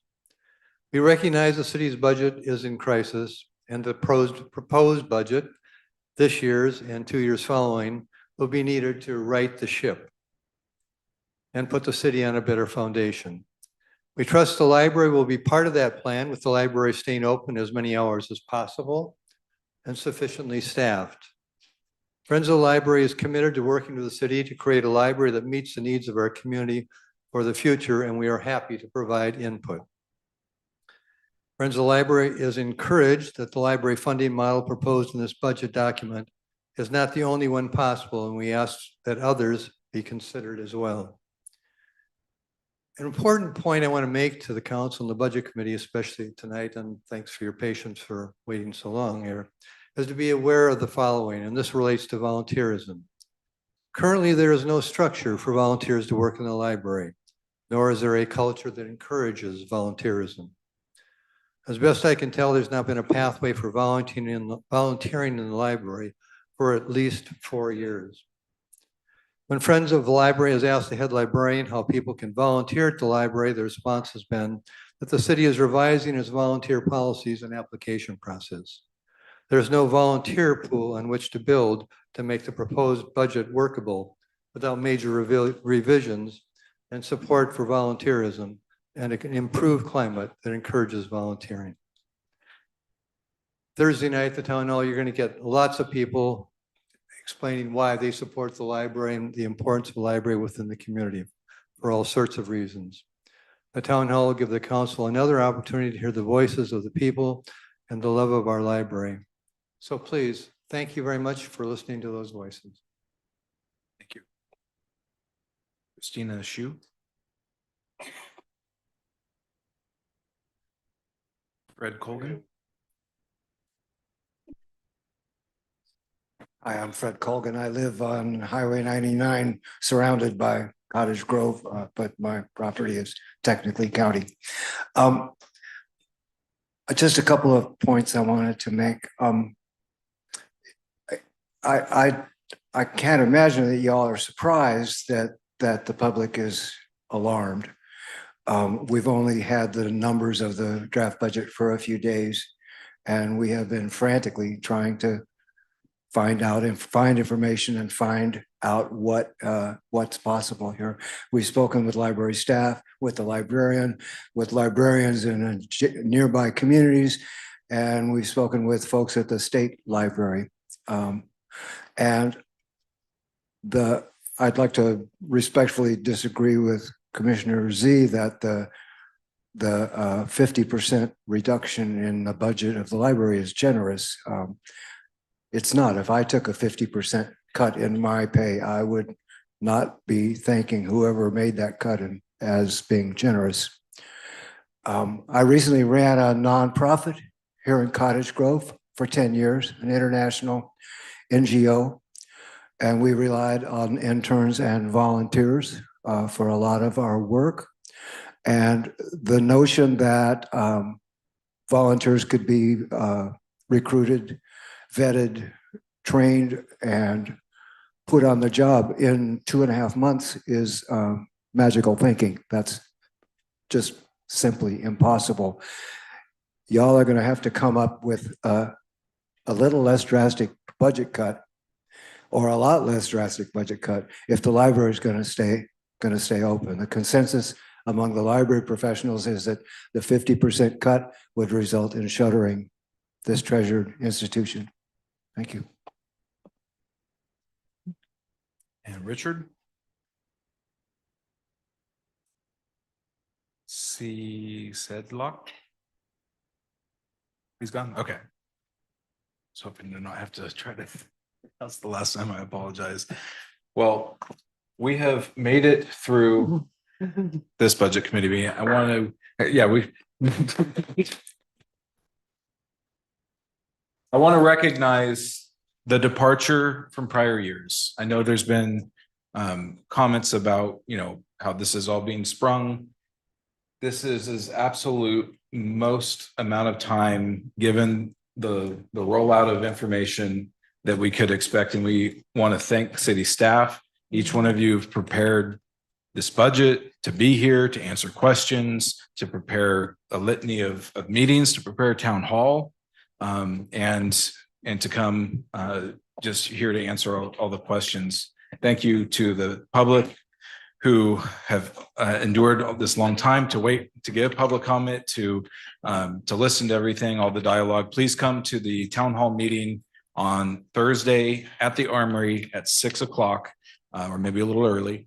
And we will see you there. And lastly, but not least, to our citizen committee members who have volunteered for this important work, to be members in the community, to get information, to bring it back, to make the best decisions to the council. So thank you. Have a good night. We're adjourned.